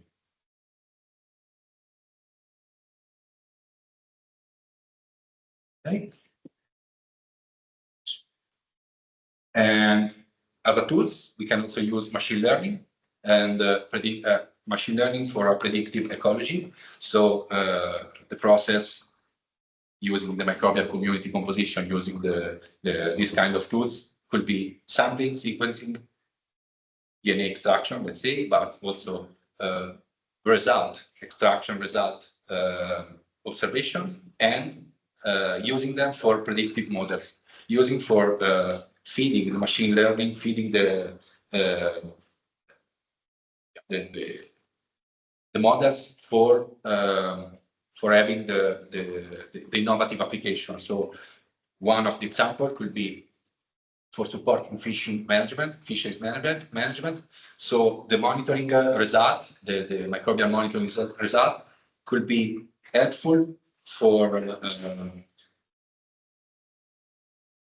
provide and for the creation of, not the creation, the decision in terms of use prebiotics, some kind of prebiotics or probiotics, which compounds is better for this kind of system, which kind of compounds is better for a particular environment or another environment. So instead of monitoring and separate each environment for itself, we can feed all of them to a predictive model and receive an answer in terms of which is the best application that we can use in this environment. Okay, as I said before, here it's just an overview. Diet, nutrient, all of them can affect the microbiome composition. Yes. Yes. But I saw that you use also random forest to classify it. Probably. Random forest classify to. Yes, I guess it's not, of course, my work. I only read them, but yeah, I guess random forest is one of the not the application. It's one of the tools that you use in the machine learning for classifying. I guess here it's meant as a machine learning process, not for the taxonomical classification, I guess. But Yes, yeah, it's not classifiable. Okay. No, I'm asking you if you use. No, it's not my work, and unfortunately, it's not my field. I'd like to, but it's not yet my field. And yes, back to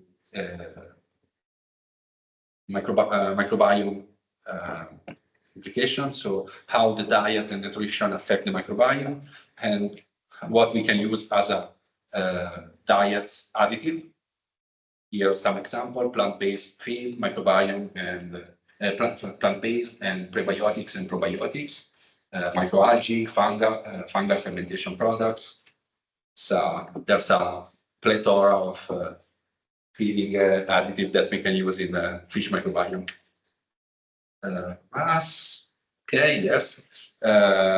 It's important to know that it's possible to have a multi-trophic aquaculture. So one of the tools could be one of the implication of the multi-trophic aquaculture could be that we have to study all of the trophic level involved in the aquaculture. So not only environment and fish, but also environment, fish, algae, and all the other trophic level that are involved in that. This is just a brief overview of what are the limitations, what are the bias, what are the potential impact of the microbial approach and molecular approach in multitrophic system. Microbial. Yes, okay. Last 2 slides and then we have another break. Antimicrobial resistance, as I said before, and the use and abuse of antibiotics compounds in the aquaculture system can be a problem. Is already a problem in some environments. We can use the antimicrobial resistance analysis for better understand what is the effect. We can use the molecular analysis in order to understand what is the solution that we can reach. And here, that's the last slide that I'd like to show you. What is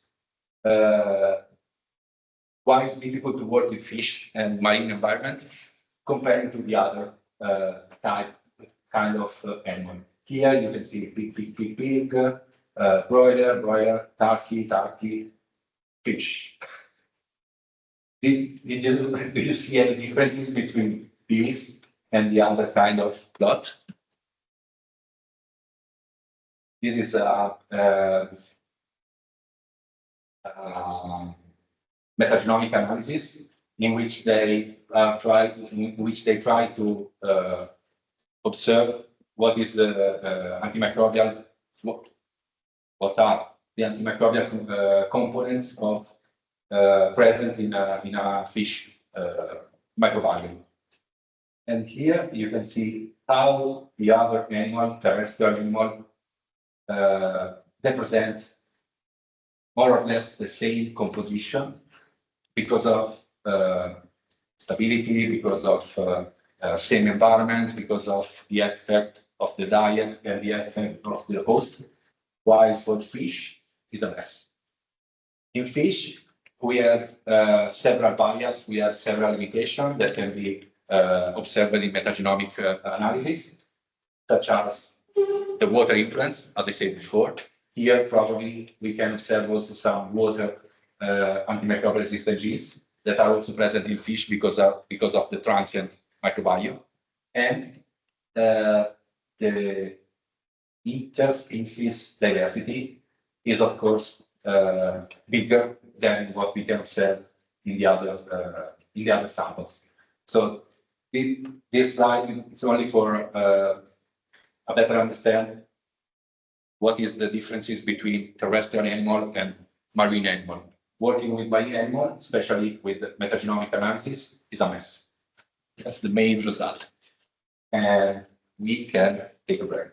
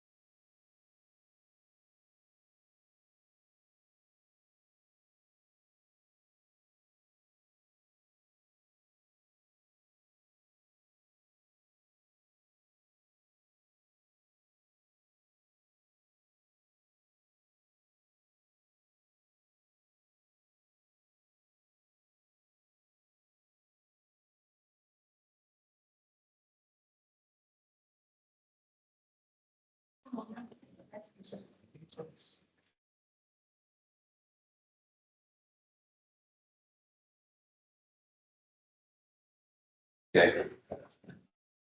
So start again.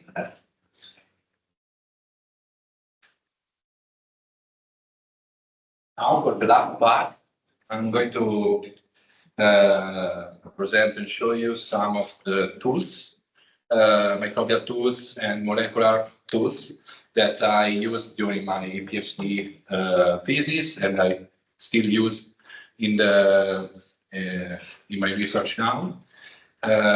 Some of them will be, let's say, easy to understand. Some of them will be way more complicated. If you have any question, just raise hand and ask me. I will go fast on the first slide, first method, because we already speak about the some of the tools during the previous part. So I will focus on the innovative and what we did not explain yet.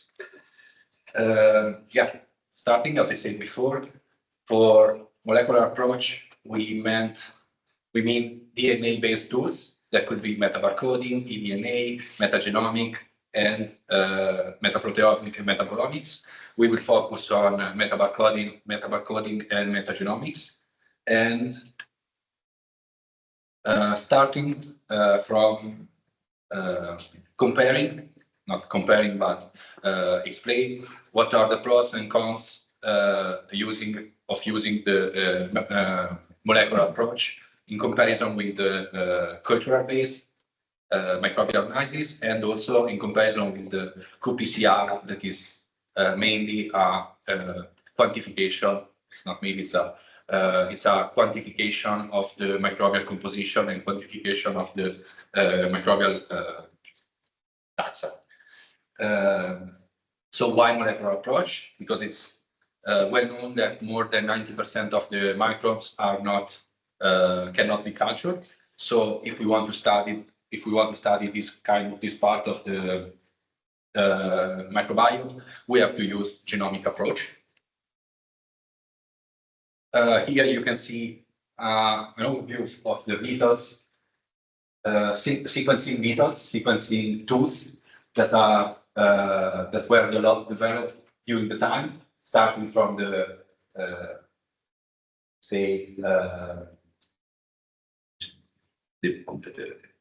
precursor of the sequencing up to the long read sequencing that are Minarion and PacBio, which I will show you later some of the application. But this is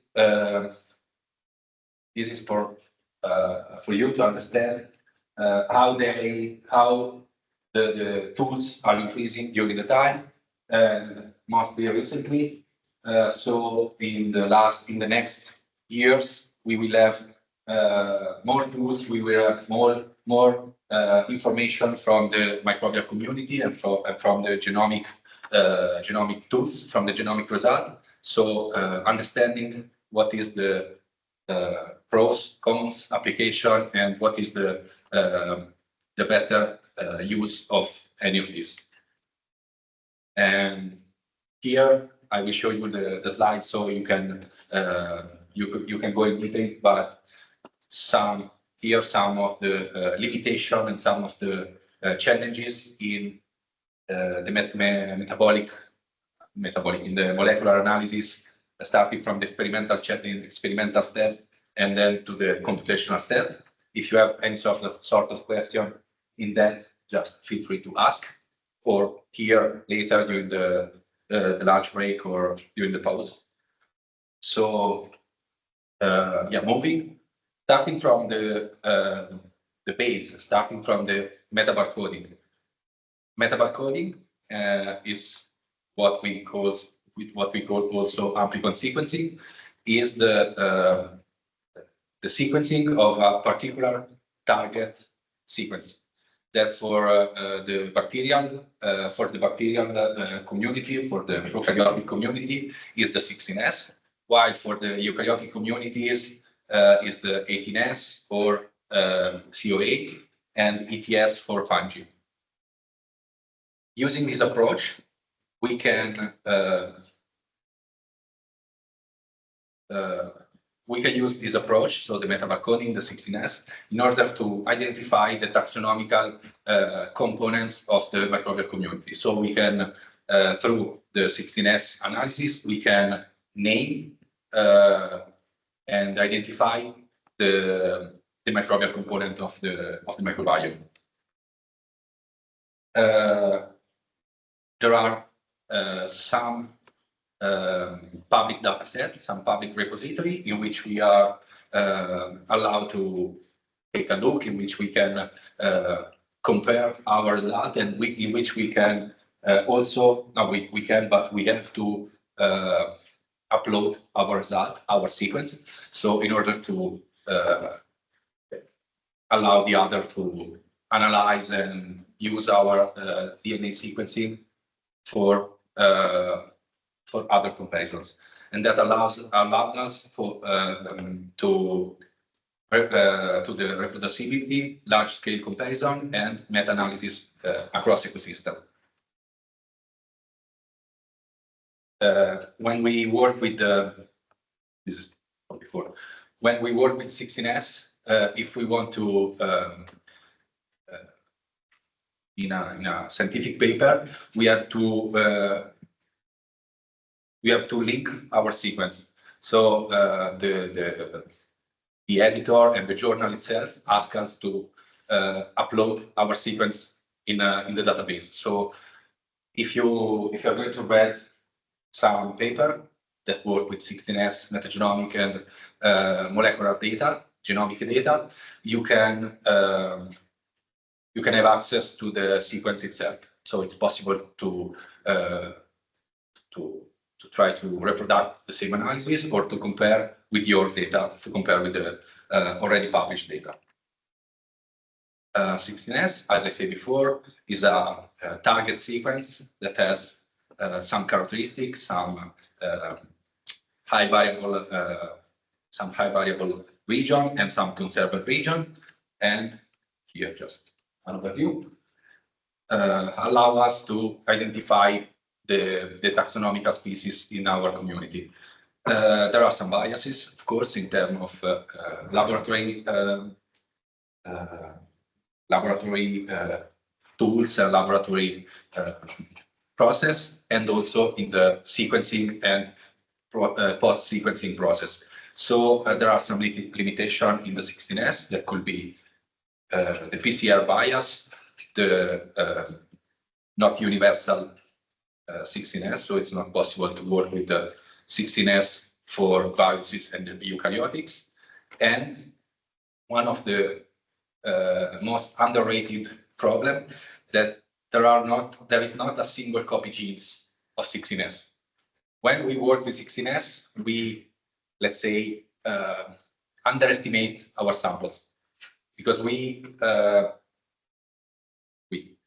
all of the work in 16S use the relative abundance. If in my result, if I found 20% of 16S, 20% of relative abundance of, say, E. coli, Escherichia coli, I'm not going to process the number of 16S copies that are present in E. coli. I only process the number of sequences that I found in my samples. It's something that is normally underestimated. It's something that is could be more in detail studied, but moving from the 16S, so the metabarcoding, to the metagenomic analysis, we can overpass this kind of problem. So later we will see how it's possible to reconstruct the real composition, avoiding the 16S underestimation. Is it clear? Do you see now? So okay. If you have any question, just ask. And working with 16S, that is 1500 long, 1500 pair-based long. it's possible to use different kind of primer in order to select what region we want to work with, and different region means different result. Now nowadays, let's say the microbial community, microbial researcher community, focus only on the region 3 and region 4, 3, 4, or region 5. But it's possible to work with all of the region that are from region 1 to region 9, and all of them, all of the primer could allow us to reach different results in terms of taxonomical identification. It's a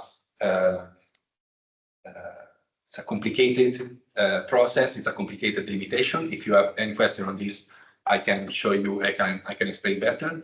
But if you're okay with this, I will go further. Still, primer selection bring to different results. Some other limitation are the choice of extraction method, choice of cell lysis, and the protocol. There are some practices and there are some best practices and limitation, as I said before. All of them are from methodological way. So if you, when you are going to study with, when you're going to work with the 16S, you have to take in account all the limitation. You have to better check with which kind of process is better with your kind of analysis and with your result, what you want, because it's not possible to go back if you choose a primer after the sequences. It's not possible to go back. Okay, here are some tools, some packages for the first pre-processing of the sequencing. I will give you the slides so you can go in detail if you want, but for this kind of let's say for the presentation, I will go fast on this. So from the 16S sequence, we have to pre-process the data. We have to move from the sequencing, raw sequencing, to the abundance table, relative abundance later, but abundance table. So from a sequencing result, so the nucleotide sequence, the pre-processing will allow us to obtain an abundance table in which we can observe the different abundance in terms of community composition. Of course, there are some limitations also in terms of contamination, and we can use some negative control if we want to be sure about our result. And as I said, there are also the possibility to work with the eukaryotic markers, such as 16S and the COI. And then after the first pre-processing of the sequencing, we can move to the methods, the primary methods to the for the microbial community analysis. Of course, we can work with different packages. I leave you the slide with the different packages that I normally use and with the guideline. But what we obtain from this result, from this analysis, is the alpha diversity. As I said before, alpha diversity means how diverse is our samples. So with this result, we can observe how many different taxas, here referred as a SV, how many SV I obtain, and how they are, and also how abundant they are. So richness means how diversity the samples is, and the evenness and the dominance is how they are abundant, how much they are abundant. And of course, there are some differences in terms of methods. You can obtain different diversity indicator. So using different indicator, you can obtain different alpha diversity result and numbers and values, of course. And then beta diversity. For beta diversity, what we can do is compare samples by samples, samples against samples. So as I said before, the microbial community analysis is a comparison tool. We can compare samples from different environment. We can compare samples from different tissue of the same fish. So as I showed before, gut samples from skin samples. They're going to have some differences, and we can analyze them using beta diversity. And using beta diversity, we can obtain different result and different graphical result that are mainly similarity and dissimilarity result. As I showed you before, here in the plot you can see how similar they are. This is of course a proxy and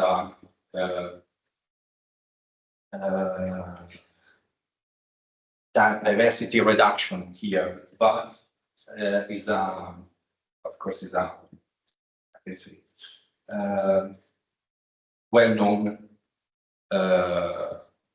methods for show the diversity between sample and samples. Of course, when I meant diversity is similarities and dissimilarities.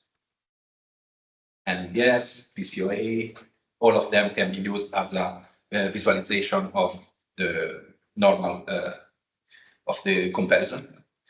And we can also compare the microbial diversity with environmental characteristic, both with the statistical method as a Mantel test, redundancy analysis, and so on.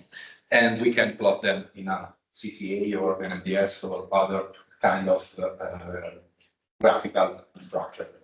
So we can, with this kind of analysis, we can compare the microbial diversity, we can compare the microbiome from a sample from gut and microbiome from skin in comparison with the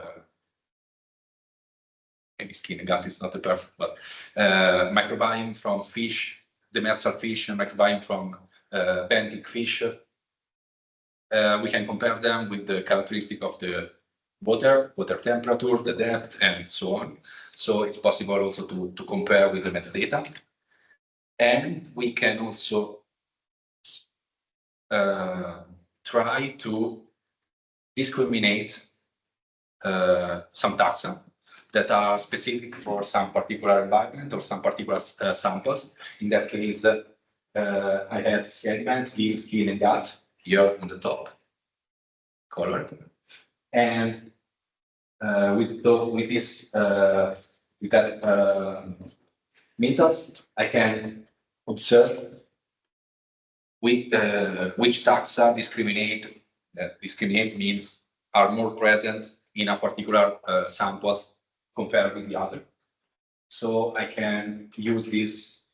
I can use the information for the discussion. I can use the information in order to compare with the result obtained from other researcher. I can use this information for so many, let's say, application results.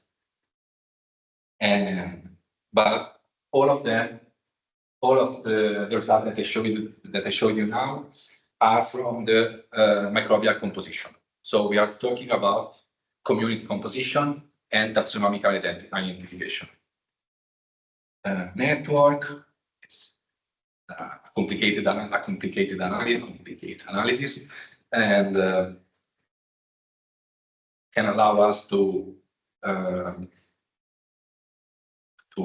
understand what is the interaction between taxa and taxa, and also, as I show you in the first slides, can allow us to identify the keystone taxa, because with network we can understand how they interact with each other, how they are connected to each other. If we if we apply the right method, we can observe and we can highlight the most important taxa in the microbial community, and we can refer them with the keystone species. Integration, ecological composition. Of course, there are some limitations. Exactly. Yeah. There are some limitations in using the 16S. That is the taxonomical identification not allow us to identify the functional, so the pathway, the metabolism, and so on. Some tools provide the possibility to extract the metabolic pathway of a specific taxa from the 16S identification, but I do not suggest you to use them because it's there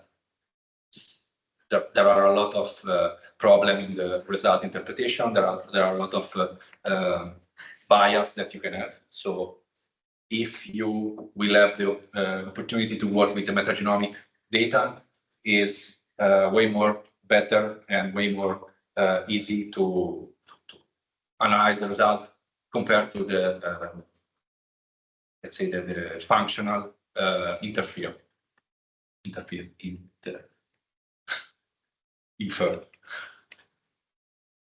Here, I guess we can jump to break and go to the metagenomic sequencing, and I will focus more in detail in the metagenomic sequences and tools and application, because the 16S, okay, yeah, is the 16S tools and analysis were used in the last decades, let's say, but for what I saw in the last years, the metagenomic tools and the metagenomic sequencing are going to be way more easy to use, way more accessible in terms of cost, in terms of time, and also in terms of tool and bioinformatic tool for the analysis. And okay, yeah, just do you have any questions about the 16S, about the taxonomical composition? But before, was it clear? Easy, understand? Yes. Metagenomic tools, metagenomic sequencing. Here, the plot, that graph from K. It's really interesting, and it's really, for me, interesting to observe, because show the complexity of the microbial step, microbial pathway, and all of the microbial, not only microbial, also eukaryotic process that are involved in the let's say inside the bacterial cell. Shotgun metagenomics, what is it and how we can use it? As I said before, metagenomic sequencing can allow us to identify the function. So the differences between the 16S, so the metabarcoding that can be used for the taxonomic identification, only for taxonomic identification. Metagenomic can be used for the entire genomic sequencing, the entire genomic compounds. So metagenomic provides taxonomy as well as 16S, but also functional genes and metabolic pathway. Here, just an overview of all the application, all the methods, phylogenetic, phylogenomic, pangenomic, all of them can be used, can be performed from starting from the metagenomic data, let's say. Okay, that's complicated. These are some of the analysis and results that you can have from a metagenomic data, and of course, you can see how many detail you can have, how many classification and how many different results you can have starting from the same sequence, from the same analysis.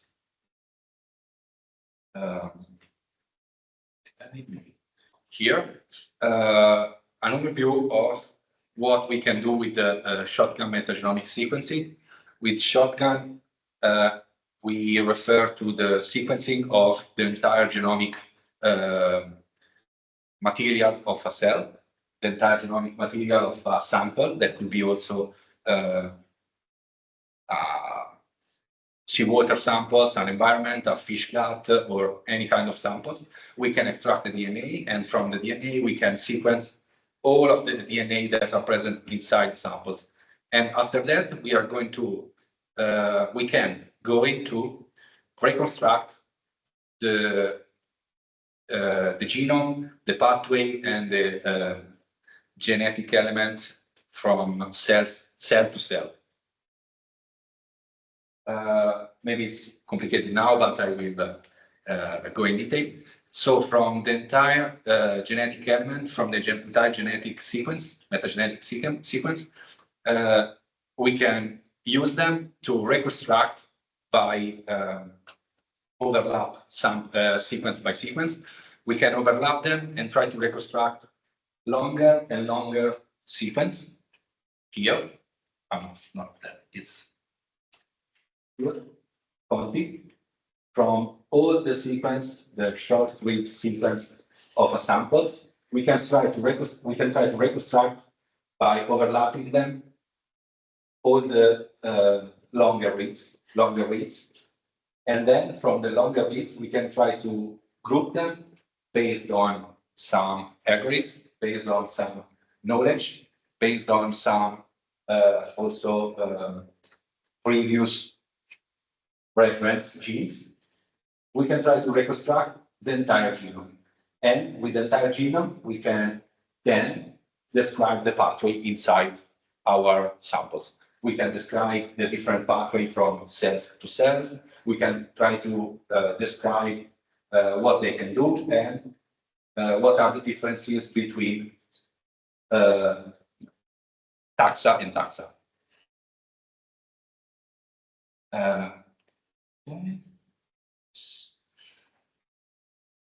Is that clear?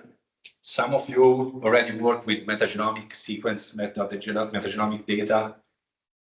Yes. Okay. Yes. For the other, do you have any doubt on that? Is it clear how we can go from normal samples here, which with the entire genomic element inside, so different cells with the entire genomic compound.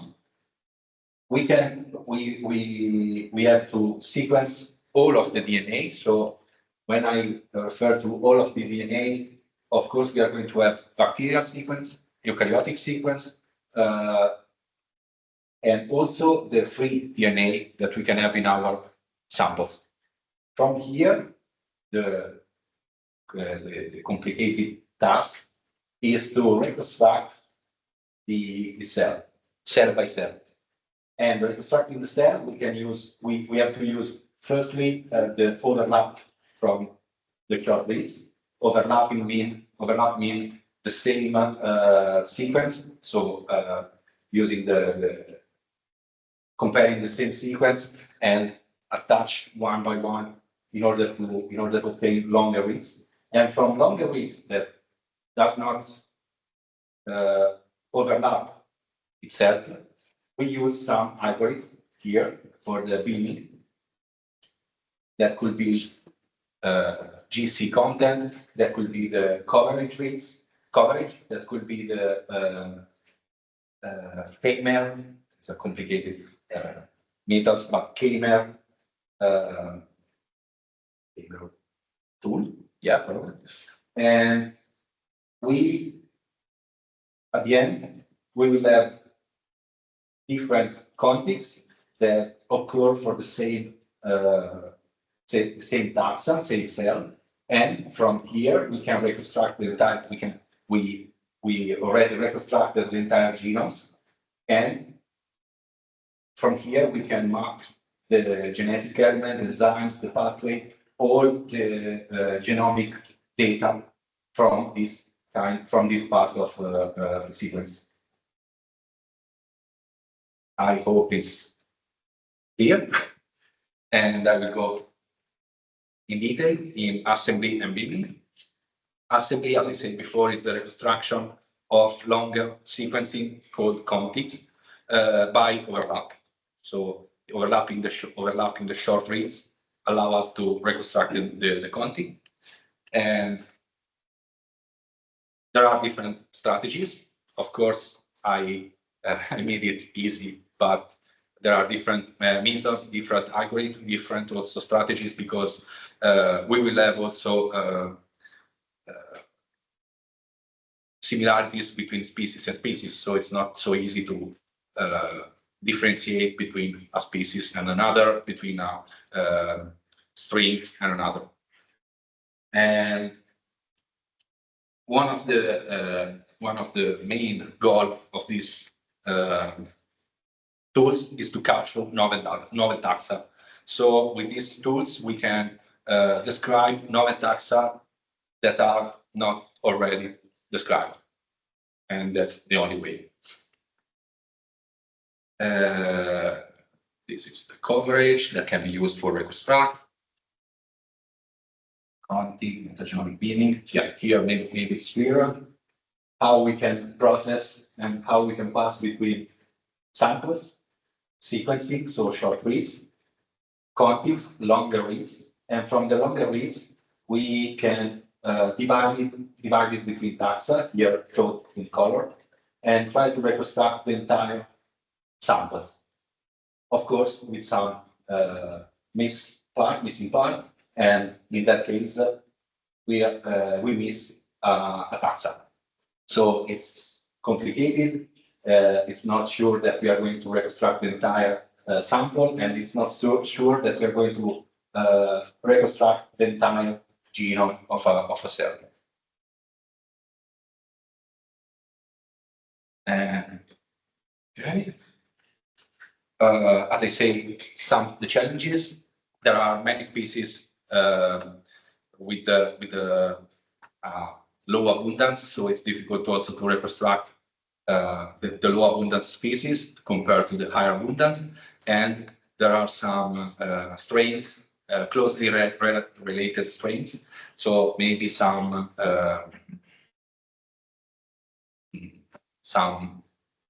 cell that differentiate each other from only from different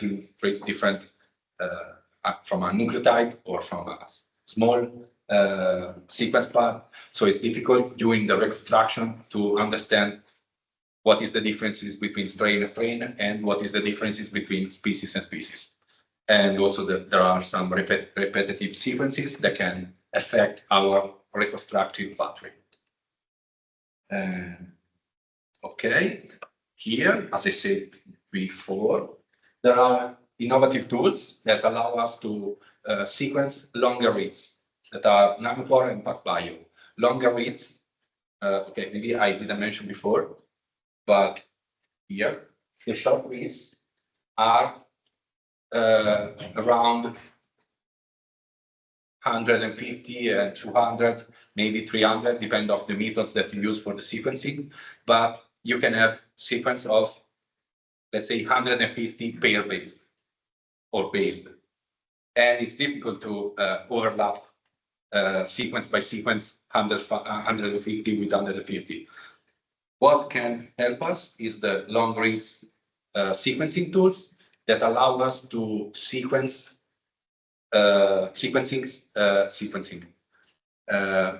longer reads up to 10,000 base, 10,000, 20,000 base. That is way more better than before. So we can use long reads as a helpful tool to reconstruct the entire genome of a cell.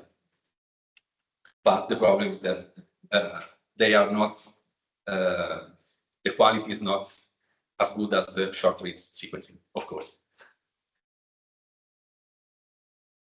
Massively binning. Okay, yes. One of the main problem with working with the microbiome community, especially with gut or skin microbiome, is that together with samples, together with the microbial samples, we will have also host DNA. So in my case, I worked with the fish microbiome, and for some samples, I obtained more than 90% of the DNA of the sequence from the fish. So I was forced to work with the last 10% of the DNA. That is something that we have to take in account when we think about this kind of sequence, of these kind of tools. And yeah, detail. Mass, this is okay, detail of the reconstruction of the cell. You will use some, you can use some tools and some methods for the understanding, for understand if your reconstructed genomes are completed and contaminated or contaminated, and you can use the single copy genes that are some particular target in order to understand if your genomes are completed, or you can map with other reference in order to understand if it's contaminated with some other species, let's say. And there are some standard, high quality standard in order to understand if you can use them, if they are correct or not. Okay, yeah, there are some application. First of all, the reconstruction of metabolic pathway, the identification of antibiotic resistant genes, and all of these are allowed thanks to the longer reads, to the reconstruction of the genome. In particular, in agriculture, you can apply these tools for pathogen surveillance, microbiome engineering, or functional profiling of gut communities. Functional profiling, the last one, is what is well known and already studied. So in comparison with what we can do with the 16S, with the metabarcoding, now with this kind of result, we can obtain functional profiling. We can work, if it's okay, we can work and we can understand what the microbiome can do, not only what they are. So if they are able to process some nutrients, to process some chemical compounds, if they are able to express some genes, that maybe it's not something that we can obtain from the metabarcoding samples, from the metabarcoding tools. And here some, of course, for doing that, we have to use some database for the enzymes, for the pathway, for the genes, and it's called annotation. So we have to annotate our samples in comparison to some database in order to have some genes, or in order to name some pathway. It's just a comparison with a database. So if I want to know what microbiome community can do, I have to look if there are some organic, let's say, some enzymes that are involved in nitrogen fixation, some enzymes that are involved in carbon fixation, or antimicrobial resistance, any kind of enzymes that you can have. You have to, of course, compare with a database, with already present database. Okay, done. And some application, some different application of the metagenomic tools are the single cell genomes that differentiate from the metagenomic, shotgun metagenomic sequencing, because we can work, it's possible to work with a single cell. It's easier, it's faster, and it's also you can avoid some of the limitation that I showed you before, because you will not have host DNA, you will not have contamination, and you will not have other kind of limitation. And the advantages are that you can reconstruct the entire genomes of a new taxa, of a rare taxa that maybe is not described before, and you can also close, let's say, from a single cell genomic methods, you can close the entire genome, because we are going to sequence with a higher coverage, with a higher number of reads for each genes. You will have a perfect cell reconstruction. And of course, this kind of tools can be used also for eukaryotic genome. I'm not going to show you in detail that this, because on Thursday we will have a specific lesson on that. And what are the future direction and curiosity? Of course, metagenomic tools are going to be the future trends in order to study the holobiome, hologenomic studies, and in order to use and integrate AI for the genome reconstruction with better algorithms, with better methods, because of course the methods now are the limitation. So in the future, with better methods, you're going to have better results, and you're going to have better genome reconstruction and the consequence of that. Okay, some of the other tools I'm going to pass by and describe in a faster way. Metatranscriptomics is the analysis of the RNA. Until now, we work with the DNA. Until now, we work with DNA. We extract and sequence the DNA, while metatranscriptomics allow us to work with the RNA that are the proxy of gene expression. So if with metagenomics we can reconstruct the pathway, we may describe what is the genome knowledge. Here with the metatranscriptomics we can, as it's written, from the potential DNA, so what the cell can produce. With the active RNA, with the metatranscriptomics, we can analyze what is present, what kind of RNA, what kind of enzymes, metabolic pathway are already expressed in the genes, in the cell. There are of course some bias, some limitation, but it's a good opportunity to work with the entire system. So working both with the DNA and RNA is a tool, is an approach that can describe perfectly, let's say, the process that are involved inside the cell. There are some challenges, there are some best practice and also future trends. And some of them are easy to understand, such as I said before, if we with metagenomics we will have DNA contamination. Here we will have RNA contamination. Is the same, and the pre-processing activity is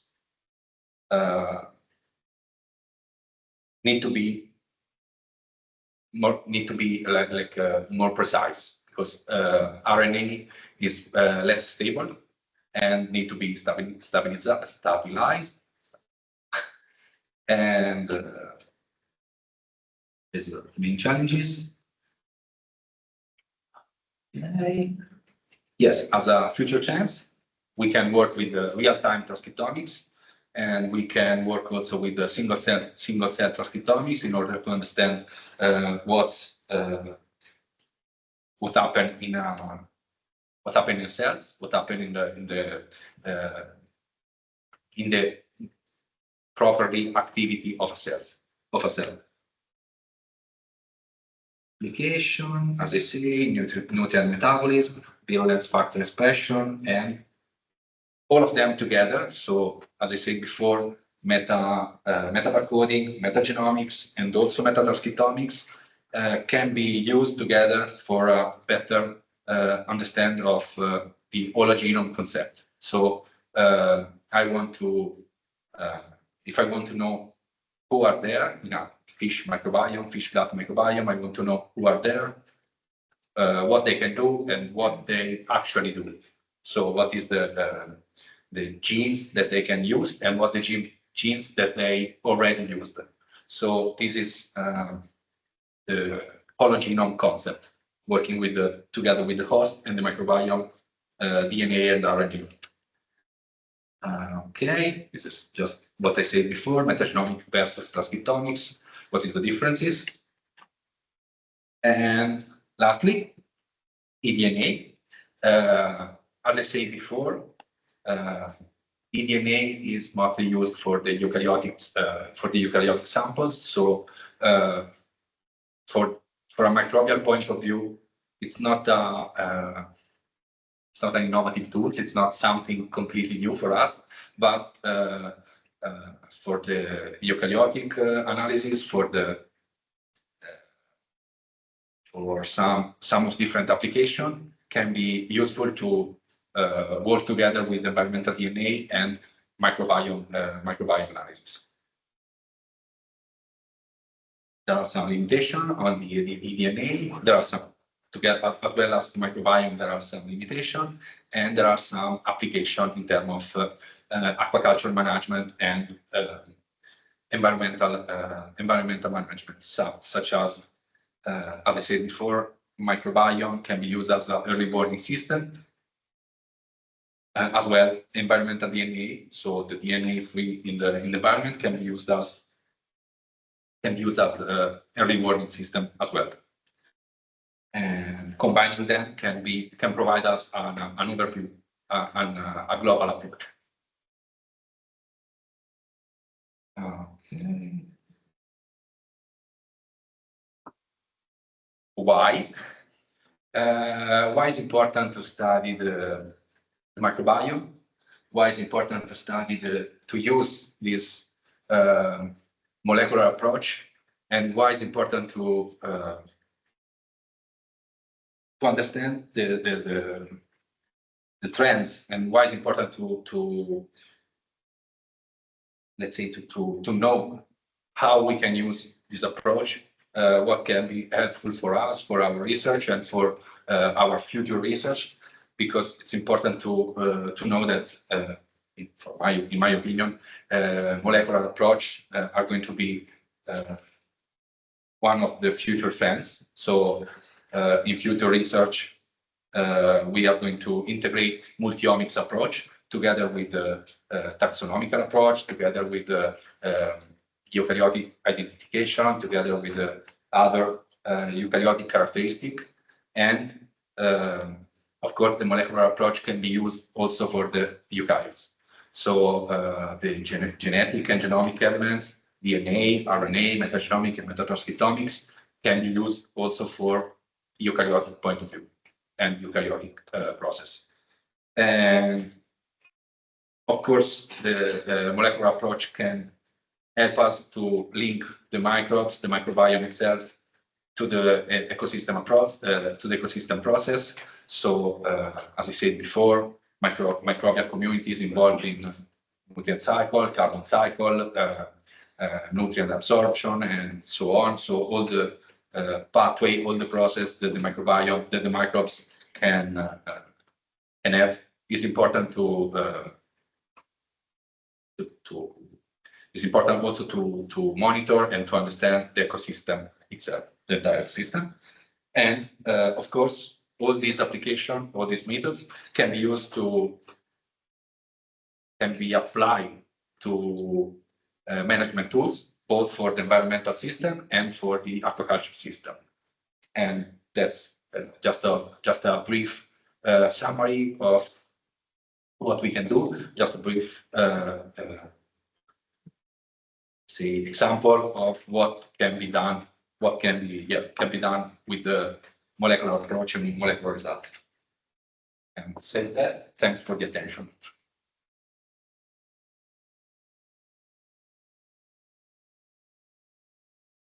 Thank you. And if you have any question on that, particularly in the last part, methodological part,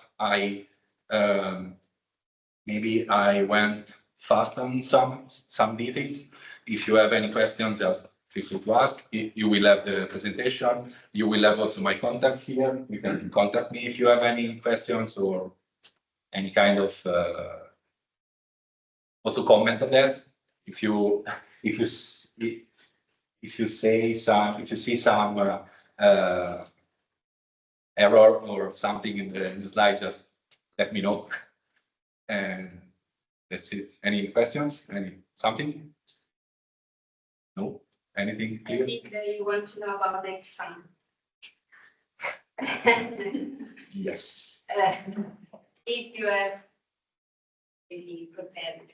If not, you can send us by email. Yes, that's my. And Okay, yeah, I think I thought about that, but I didn't have time to prepare them. So probably we'll have will be say answering questions with some closed answer and with some open answer. So of course it's going to be it will be on the presentation. It will be on the what you heard today, probably on the methods. So the second part, not the theoretical part of in the initial part, methods and some of the tools that you are going to see in the presentation. So yeah, that's going to be mainly here, not the open text. thank you. And I will provide you as soon as possible.